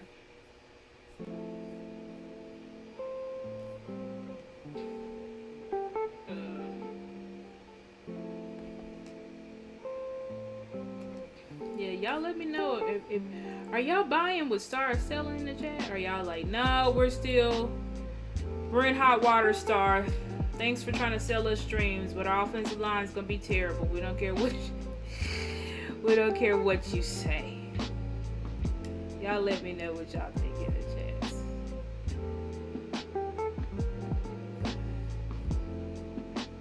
This should fill it up right here. That's still not pulling it up. Sorry, guys. I'm probably gonna have to just freaking delete this whole thing. Yeah, I'm gonna have to delete it and just add it back. Gotta build another freaking plane in there. Plane after plane after plane. And I can't see y'all's comments right now, but I'm gonna go check them in a minute.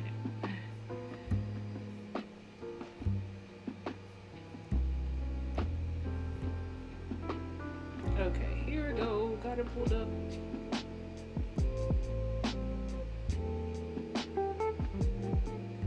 Oh, I'm like, why is this doing this?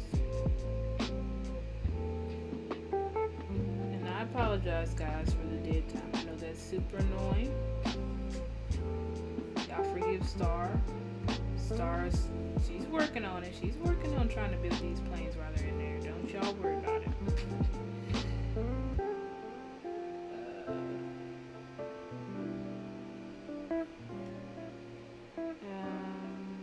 Yep. Okay, I got it here. I just gotta pull up.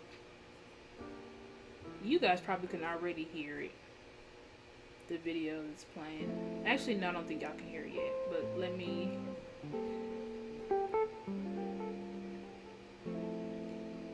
Okay, let's do this. Balls are in the air. It's not a 50-50 ball. I've got every right and opportunity to that ball just as much as he does. So I have to go and make a play. You So score turnovers. Yes, sir. Yeah, I try you to. score with the ball in your hands. Do you have an offensive background? Like, Let's see. I gotta pause. Y'all can't see my freaking thing. Oh, you know, I think I know why it is. Cause I gotta take my video capture off. Okay, there we go.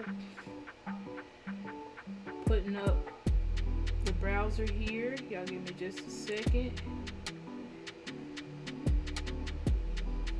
Just gotta make sure I can hear it. I think y'all can probably hear it, but I can't hear it. And I got to be able to hear it.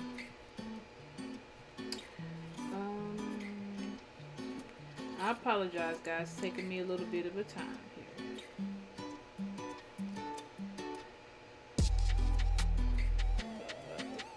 I think I'm gonna have to. Yep, it should be working here. I'm trying to see why y'all can't. Oh my gosh, why is this not coming up? Sorry, I gotta pause that music. Y'all should be able to.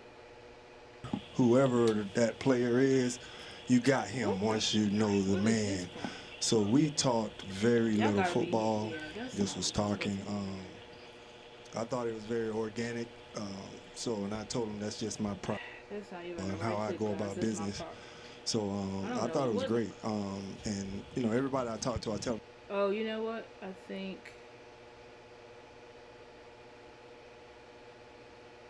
forgot to say the guy's name. Roxy Beam, we can't thank. Trying to find it. Supposed to be right after here. This guy. Oh, you know what? I think Mike Solari is. I have him. I had this queued up, guys, already. I don't know where this was playing.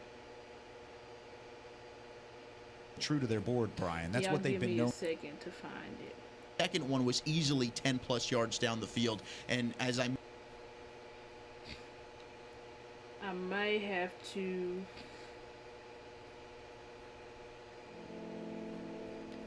Sorry, I'm gonna keep it here. I'm trying to bring it up, guys, but I may not be able to do it. I had it queued up, and now I can't. I'm having some technical difficulties, unfortunately. Hope I'm not losing y'all, guys. I might check the chat. It's gonna be nobody in there. Just trying to bring it up. I think this may be what's someone out here. Yeah, delete that. Browser 2, interact.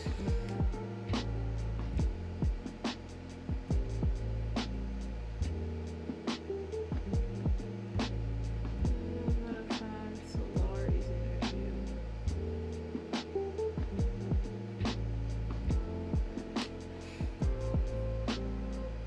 Let me bring it up because I can't freaking hear it though.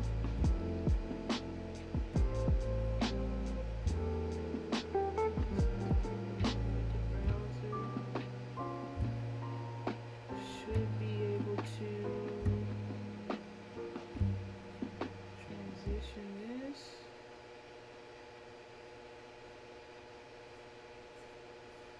And O-line coach interview. Should be able to do this. Okay, got that.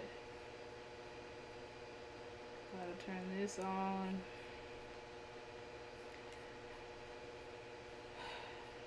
Coach interview.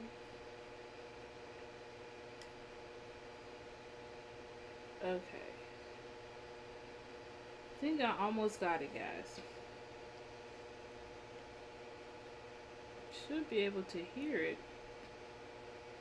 Can y'all hear it? Y'all let me know if y'all can hear it.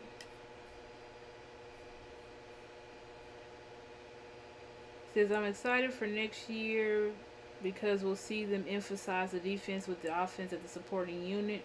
Ronnie Moore should keep the defense off the field longer. Absolutely. If a 30-year-old Gore can be good, we can be great with Parler and Rojo and Vaughn and Davis with a better O-line. Absolutely. Buying it all. Absolutely. Thank you guys.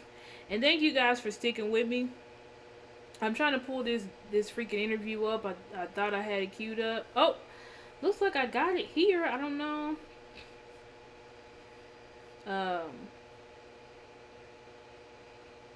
This is like all the interviews, so I've got to get it right because Solari's interview was not that long, but my interview, y'all won't be convinced if I don't freaking play Solari. Can y'all hear the audio?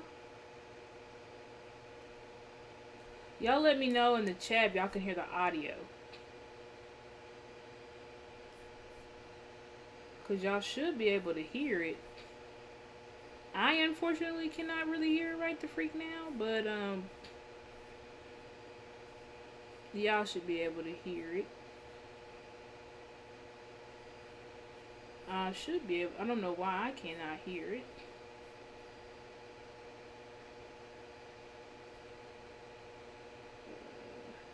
Because I have it here to transition. Oh, you know what? I think it's Jamie Robinson, defensive back, Florida State. That was one of the higher graded players left, I think. Okay. They took him. What is people's problem with Antonio Johnson? This guy is a baller. So no clue. It is a bit weird. I haven't heard anything medical. I haven't heard anything character. I don't know what's the deal.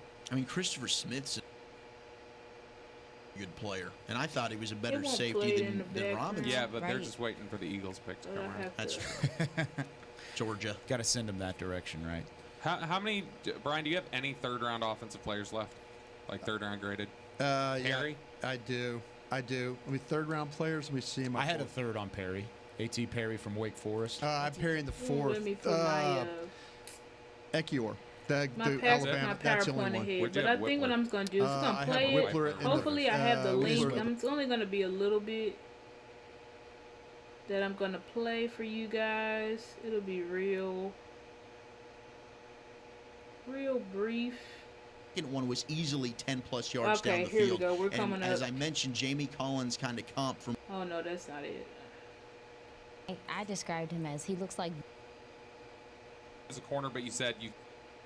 Climbing blocks. When he gets on a guy, he's climbing that guy. Here we go. And We're then getting closer. I feel like I know that y'all he's got can hear it now. that kind of that to get off the ground with Asim Richards and to have an opportunity to work with him. Let's go ahead and listen to this. This is our offensive line coach, Mike Solari, the guy I've been talking Coach about. Solari joining us on You online gotta now. let the people listen on radio. I know. Yeah, sorry, yeah, guys. This is introduction. Thank you guys for bearing with me in the Richards. chat. How excited are you? Great. No, I lost some people because it took me way too long to do that, but I had to bring this up for y'all. Initial quickness getting off on that snap count, and he has good feet to play tackle position.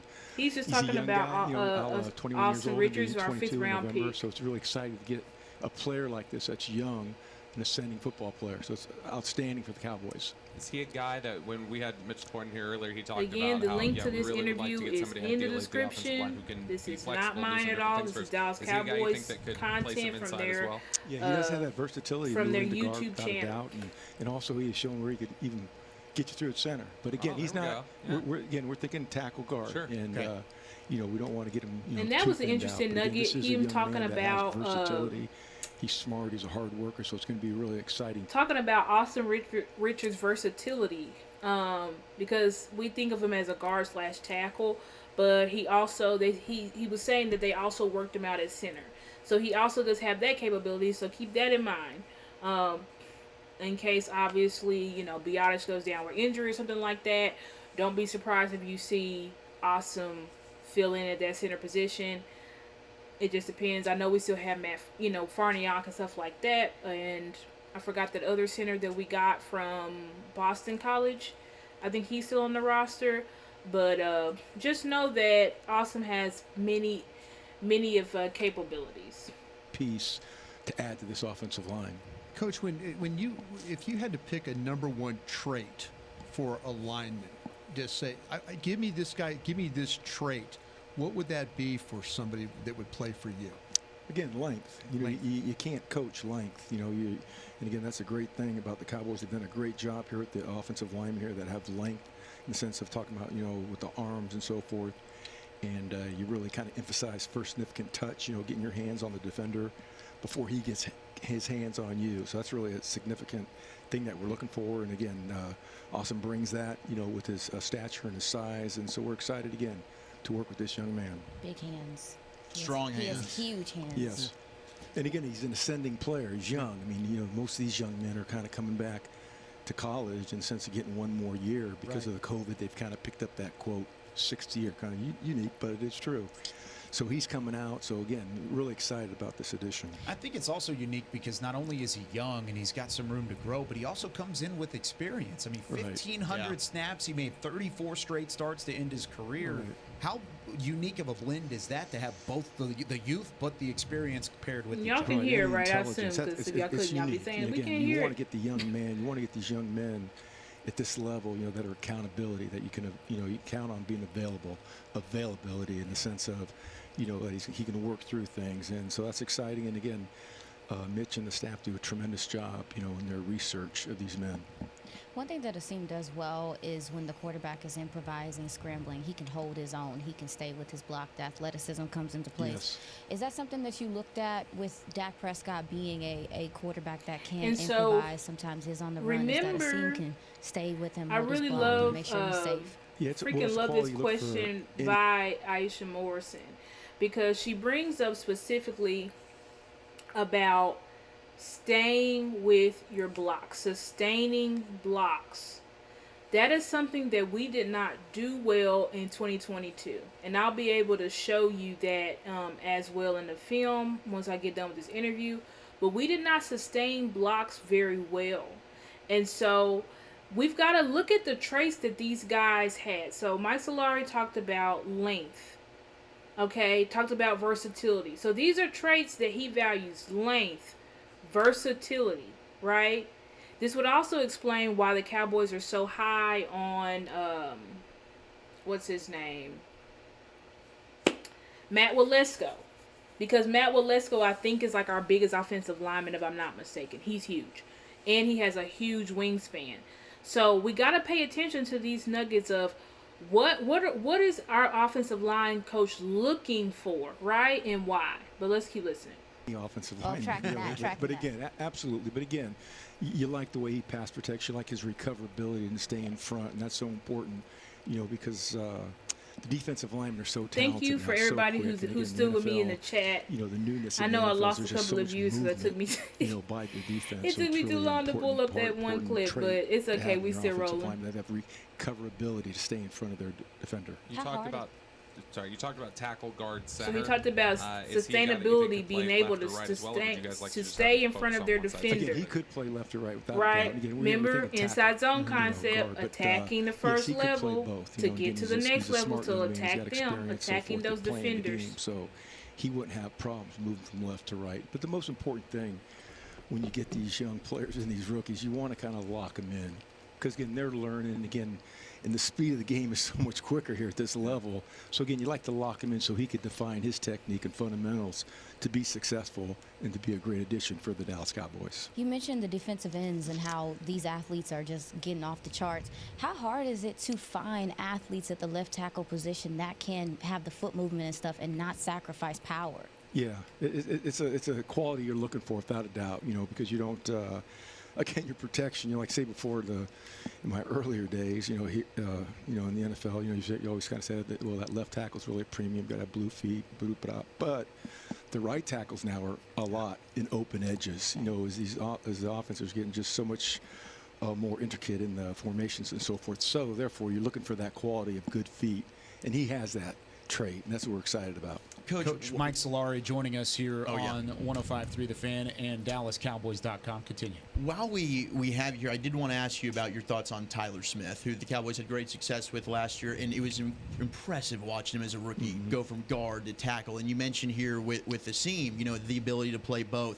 Do you have an ideal spot for Tyler where you see him playing, staying at tackle, or do you think you'd like to see him inside at guard? Well, again, the key thing, you know, we're going to get the best men on the field, but, you know, this offseason we're going to be working him at tackle, you know, and again, he has the flex. Obviously, you know, he did a great job last year, and you know, it's exciting to work with Okay, so somebody that's like a that. nugget. I know people think that's qualities of BS. offensive line. That's going to, But it's exciting. he He's a said semi this football offseason player, we so will it's be really, working him at you know, exciting tackle. to work with a young man like that. And then again, Okay. when you got Tyron and Zach as leaders, how to do it right, you can't beat it. Because again, all you do is just look as far as their example and follow their, you know, their theme. They do a beautiful job. I mean, right now we're just kind of in phase one, but they're such great leaders of men. You know, and again, we're just in a classroom setting, but again, just their aura about them, they have that leadership. I mean, they are focused, locked in, and there's great examples for anybody to learn from. Coach, you talked about your earlier days, and you've been around this game for so long. You have so much great experience. And of course, you were with the Cowboys previously underneath Tom Landry. Legend. I'm curious, with all of the experience that you've gained Thank with you, working Martin. with great 6'8". coaches like Landry Well, back in let's the go day, with 6'8". where would you put Asim Richards in terms of their Can't teach classified length. types of player? Would Landry That's why like they're the high on pick him. Can't teach overall length. if he were still around to see it? Absolutely. Sure remember, I don't remember, but anyway, 87, 88, again, Coach Landry, again, he always wanted the athletic lineman. Yeah. And again, that's what, you know, Awesome presents, you know, without a doubt. So absolutely he would. And again, you know, Coach McCarthy does a great job talks again, in the about sense always of also wants the putting his thumbs on when it. and he was fingerprints an on it. assistant He's the offensive type of line guy coach we for want. Tom You Landry here mentioned with the there that Cowboys. Tyler Smith, you guys working in Talked the about tackle, and athleticism. Asim Richards that y'all folks from his tackle guard. I guess that sounds like you guys are pretty comfortable with the new guy you guys are bringing in, Chuma Edoga. They're inside. We're still going to find out about Chuma Chuma is and the so guy forth. we But brought again, out you know, through the again, free we got a lot agency. He's a guard tackle. time still in the draft and so forth. Or But again, tackle we're just looking guard. forward to working with the linemen, getting the best five on the football field, working together as a unit.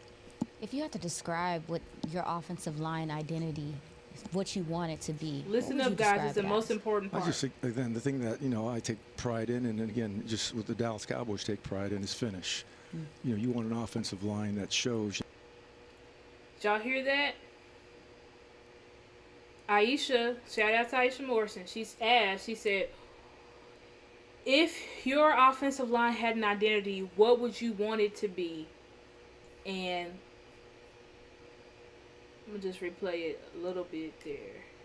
Quarterback that can improvise. Sometimes his only I run is skipped that it. Asim can stay with him, hold his block, and I make skipped it too much. For Tyler, where you see him playing, staying at tackle, or do you think you'd like to see him in I The went back too offense. Thanks so much. much for taking some time. Absolutely, thank you. There you Protection, you know, like say before in my earlier days, you know, you know, in the NFL, you know, you always kind of said that, well, that left tackle's really a premium, got to have blue feet, but the right tackles now are a lot in open edges. You know, as the offenses getting just so much protection, got some room to grow, but he also comes in with experience. I mean, 1,500 snaps. He made 34 straight starts to end his career. Sorry, guys, I How skipped too unique of a freaking blend much. is that to have both the youth but the experience paired with each other? Right, and the intelligence. It's unique. And again, you want to get the young man. You want to. Explosive. Got some room to grow, but he also comes in with experience. For Tyler, where you see him playing, staying at tackle, or do you think you'd like to see him inside of guard? Well, again, the key thing, we'll we're just going to start get the here, best man on the field. I went back too far, this offseason, we'll be working him at tackle. It's all right. You know, and again, he has the flex. Obviously, you know, he did a great job last year, and you know, it's exciting to work with somebody like that. That has such great qualities of an offensive lineman. It's exciting because he's just an ascending football player. So it's really, you know, exciting to work with a young man like that. And then again, when you got Tyron and Zach as leaders, how to do it right, you can't beat it. Because again, all you do is just look as far as their example and follow their, you know, their theme. They do a beautiful job. I mean, right now we're just kind of in phase one, but they're such great leaders of men. You know, and again, we're just in a classroom setting, but again, just their aura about them, they have that leadership. I mean, they are focused, locked in, and there's great examples for anybody to learn from. Coach, you talked about your earlier days, and you've been around this game for so long. You have so much great experience. And of course, you were with the Cowboys previously underneath Tom Landry. Legend. I'm curious, with all of the experience that you've gained with working with great coaches like Landry back in the day, where would you put Asim Richards in terms of their classified types of player? Would Landry like the pick overall if he were still around? Absolutely. Sure, remember. Oh, I don't remember. But anyway, 87, 88. Again, Coach Landry. Again, he always wanted the athletic lineman. Yeah. And again, that's what Talked about having Awesome athletic presents. linemen. You know, without a doubt. So absolutely, Hence he would. why And we again, continue Coach to McCarthy does a want great offensive job, again, in linemen the sense of that are also versatile, putting his guards, thumbs on it tackles, and right? fingerprints on. You This is want the that type of guy we ability. want. You know, you mentioned there that Tyler Smith, you guys working him at tackle, and Asim Richards that y'all's folks from his tackle guard. I guess that sounds like you guys are pretty comfortable with the new guy you guys are bringing in, Chuma Edoga, there inside. We're still going to find out about Chuma and so forth. Something that's but great again, as you know, well again, is that we had a you'll lot keep hearing Coach Shillard talk time about still the in the best draft five, and so forth. But which again, we're means just looking forward to working nobody's with the job linemen, is the best given. five Everybody's on the job football in this field working room will together be as a unit. earned. If you had to describe what your offensive line identity, what you want it to be, what would you describe it as? I just think, then the thing that, you know, I take pride in, and again, just what the Dallas Cowboys take pride in, is finish. You know, you want an offensive line that shows, you know, a tenacity and ability to finish, taking pride. And that's what I truly believe the differences of the, you know, Finish, maul. the offensive lines in the NFL. They're so talented throughout, but it's the finish. It's how they sustain the blocks and finish and keeping their defender covered up. And that's all in finish and Sustaining effort blocks, and all the things keeping that, your you know, defender, Mike, emphasize your this here for the defender Dallas covered Cowboys. up. Coach Solari, we really appreciate you taking some time with us. Welcome to Dallas, All by the way. right. Yeah, welcome welcome into back. the Nice meeting you. Thrilled to have you, welcome Coach. back Thank to you. Dallas. That's exactly. right. So I think overall we're excited about the future of Okay, so fantastic interview. Again, the entire interview, I put the link down below. But I'm gonna go ahead and get back into our presentation. But so, and I'm honestly gonna remove my picture just briefly. But actually, no, because I'm going to talk to you guys. So, finish is our offensive line's philosophy for 2023.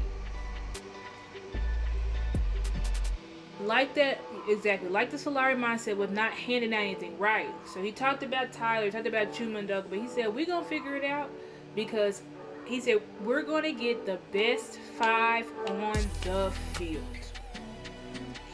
So y'all think with all of these guys that we got in the building that we don't have our guy? I think we do. Now we don't know who that guy is yet, but in the training camp environment, they're gonna figure it out. Will McClay said it. because they tried to ask him, who's going to be your starting left guard? He said, we're going to figure it out. We have enough guys in the building that one of these guys are going to hit. And I'm confident in that as well. So not only will we have our starter in the building, but we also have our backups in the building as well. But we saw, what did I show y'all? I showed y'all film when he was the offensive line coach in Seattle. Backup guard, backup running back, offensive line still killing people. I showed you pass block win rate was constantly, because I'm talking about this pass and running, pass block win rate during his 4 seasons in Seattle, besides 2019, finished top 15. His rushing attack was always top 10. Mike Solari's rushing attack in 49ers land, number 1. Mike Solari is going to completely revolutionize our offensive line, or better yet, revitalize. Because we've already had a great offensive line, but he's just going to bring back what we've been missing. So anyway, let me take away my camera. So this is why the Dallas Cowboys will demolish the 49ers in 2023. Our offensive line identity is now finished. Players will focus on destroying the man in front of them by sustaining blocks, as Coach said, and getting to next level instead of attacking space and gaps, right? Offensive line will be the hero, not the running back. So we're going to go back to 2016 dominance. Focus will be to run through. We actually probably are going to be better, because I believe Mike Solari is a better offensive line coach than what we had in 2016. I think I forgot our offensive line coach's name in 2016. He was darn good, but I think Solari has a little bit more. It might have been Colombo or somebody like that. Well, actually, let me not speak out of term. I haven't researched our prior offensive line coach in 2016, so I can't say if he's better or not. All I know is Mike Solari is good. So let's just focus on Mike Solari. It says focus will be to run through the defense instead of away. Because that's when you do outside zone, you're running away from the defenders, right? So Tony Pollard and Zeke were trying to run away from Fred Warner, trying to run away from what's our other guy's name? Dre Greenlaw. No longer will we be trying to run away. That's a losing battle. You cannot outrun. Fred Warner and Greenlaw are probably the best linebackers to run sideline to sideline. Hence why they were not covered. They have elite speed, but not only elite speed, but they have the brains. Okay? So y'all can see me. They don't only have elite speed, they have the brains. So that's why I said that offensive, that outside zone concept was not something that was ever going to work on the 49ers. The team is built to prevent that from happening. Okay? And so anyway, keep reading my notes. I said, have to be able to run the 49ers out of their cover 4 and cover 6 defense. If you can't run, you won't win. Passing game will be married to the running game. No more joystick, just calling plays. Joystick, I mean Caleb Moore, just calling plays. Plays will be ran with potential counters in mind. Okay? So, I've referenced 2 videos.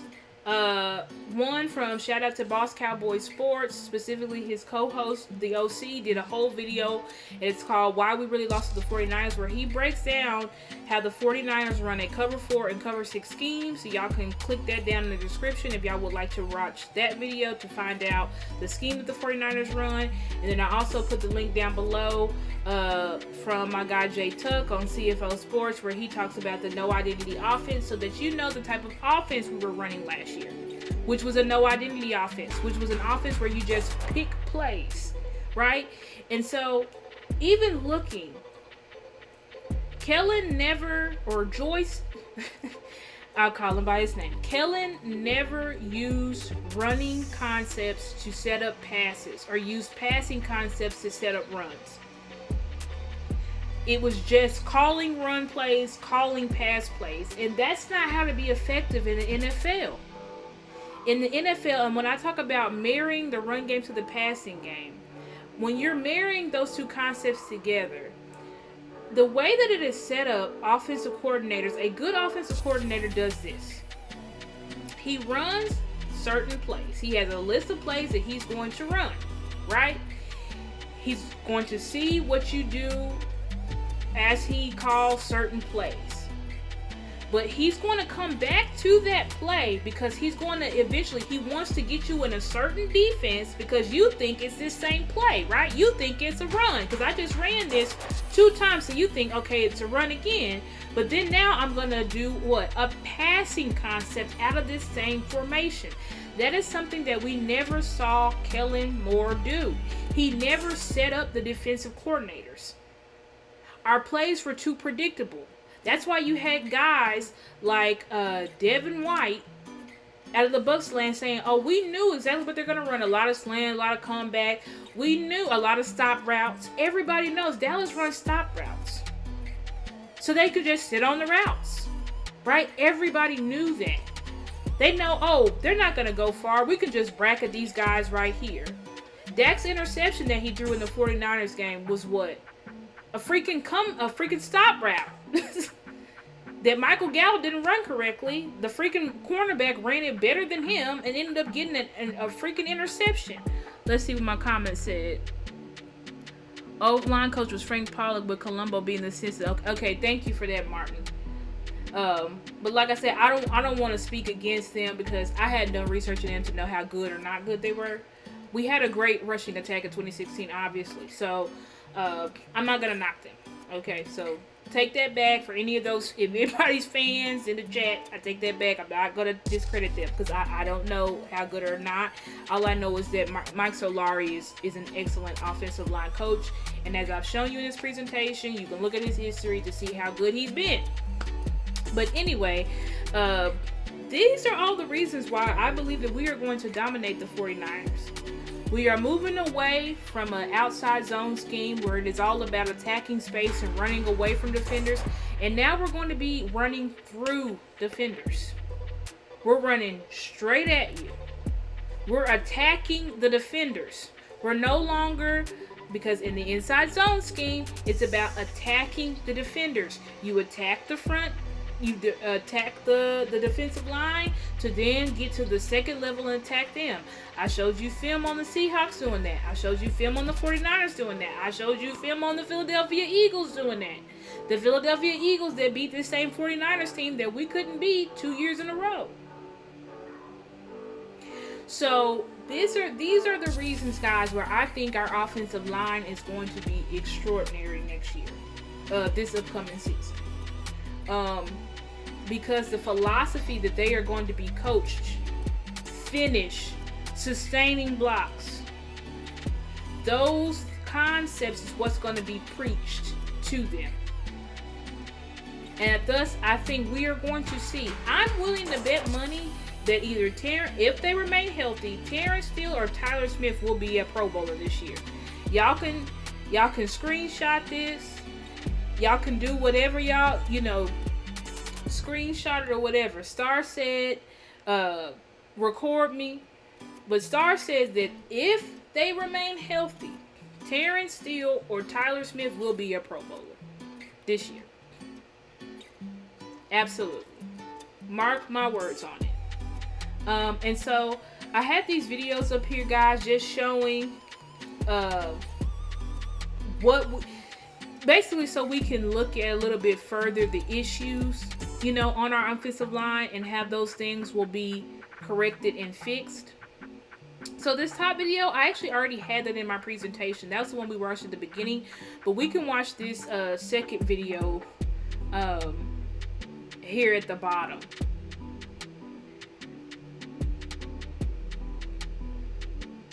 All right. So another outside zone play. Zeke just gets picked up and slammed down by, who was that? Oh, Fred Warner. Another outside zone concept.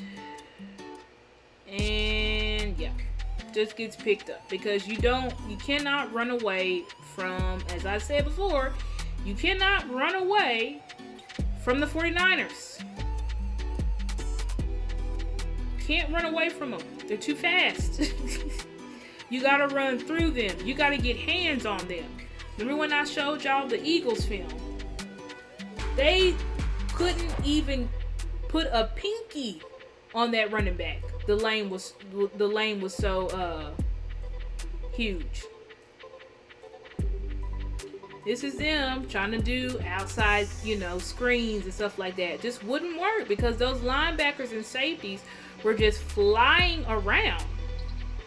Like, look at this. That's Greenlaw. Y'all see what I'm talking about? Like, those linebackers are nasty. You cannot run away from them. Outside screens and outside zone plays don't work on this defense. And I'm showing y'all film so that y'all can see for y'all's own eyes that it doesn't work. And Kellen Moore should have figured this out. Kellen Moore should have figured this out when they beat us the first time, but he didn't figure it out. So we rolled in there with a similar game plan.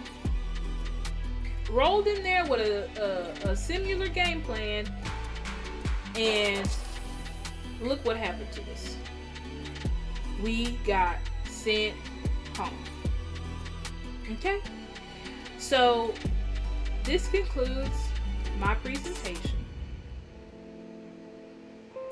And let me know how y'all feeling in the comments. Star broke it all the way down as much as she could freaking break it down today. About why our offensive line is going to be revitalized to dominance. So we got a lot of things to be excited for. So don't worry about, I don't think we need to worry because we got Mike Solari. That rhymed a little bit. But I don't think we need to worry because we got Mike Solari. Okay?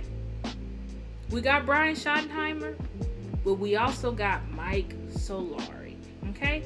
And he is going to make this offensive line a lot years better than what it's been. Than what we've been seeing under Kellen Moore. He's going to make it light years better. And again, you can go back through this presentation and you can see why I'm saying that. He did more with less in Seattle.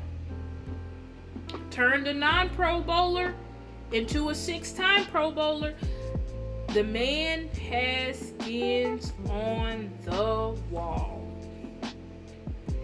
Our theme this year is finish. Sustaining blocks.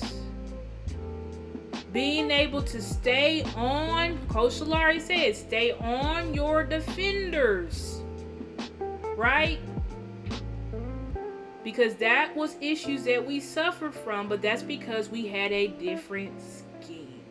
So, maybe Zach Martin has not regressed. Maybe it was simply the freaking scheme. Maybe Zeke, if he comes back, we'll see that he didn't regress. It was the scheme.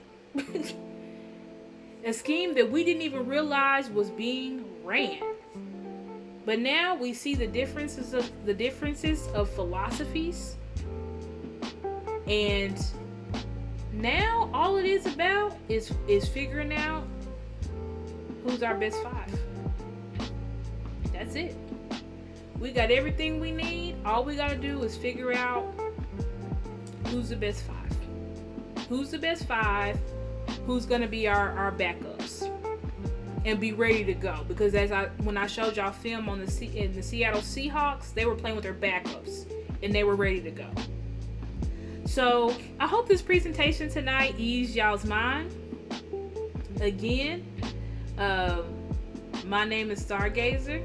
and this is the night show. I really, really appreciate having everybody here tonight in the chat. It is 1:14 in the morning, so I'm going to sign off and eat dinner at 1:14 in the morning. But I'm glad that I hope that you guys enjoyed the presentation. Please stay for the outro video. Please like this video. Please subscribe to me. Please turn on those notification bells if you haven't. If you would like to donate to the channel, I'm asking you to please donate. You can see at the top there, my Cash App is $Stargazer Sports. Please donate to the channel so that, again, I can get better production, better software, get more monitors and things like that, so that I can make the production a lot better and streamlined. This is only my second or third live show, so by myself. I've gone on other shows, but you guys stay tuned. I'll be going live again tomorrow on let's see, I'll be going live tomorrow on my guys. Let me pull up his information. I think I should be able to go live on all my channels just like I have been.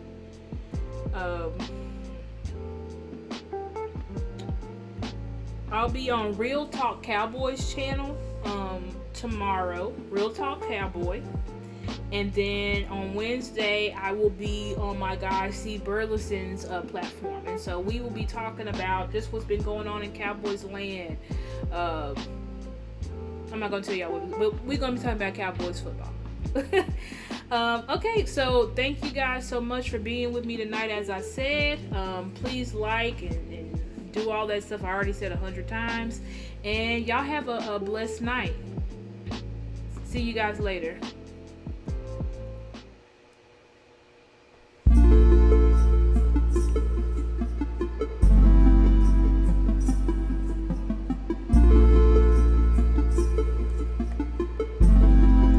Really are the best, seriously. Thank you so much for staying up with Star for the night show. Love you guys. Y'all have a good night.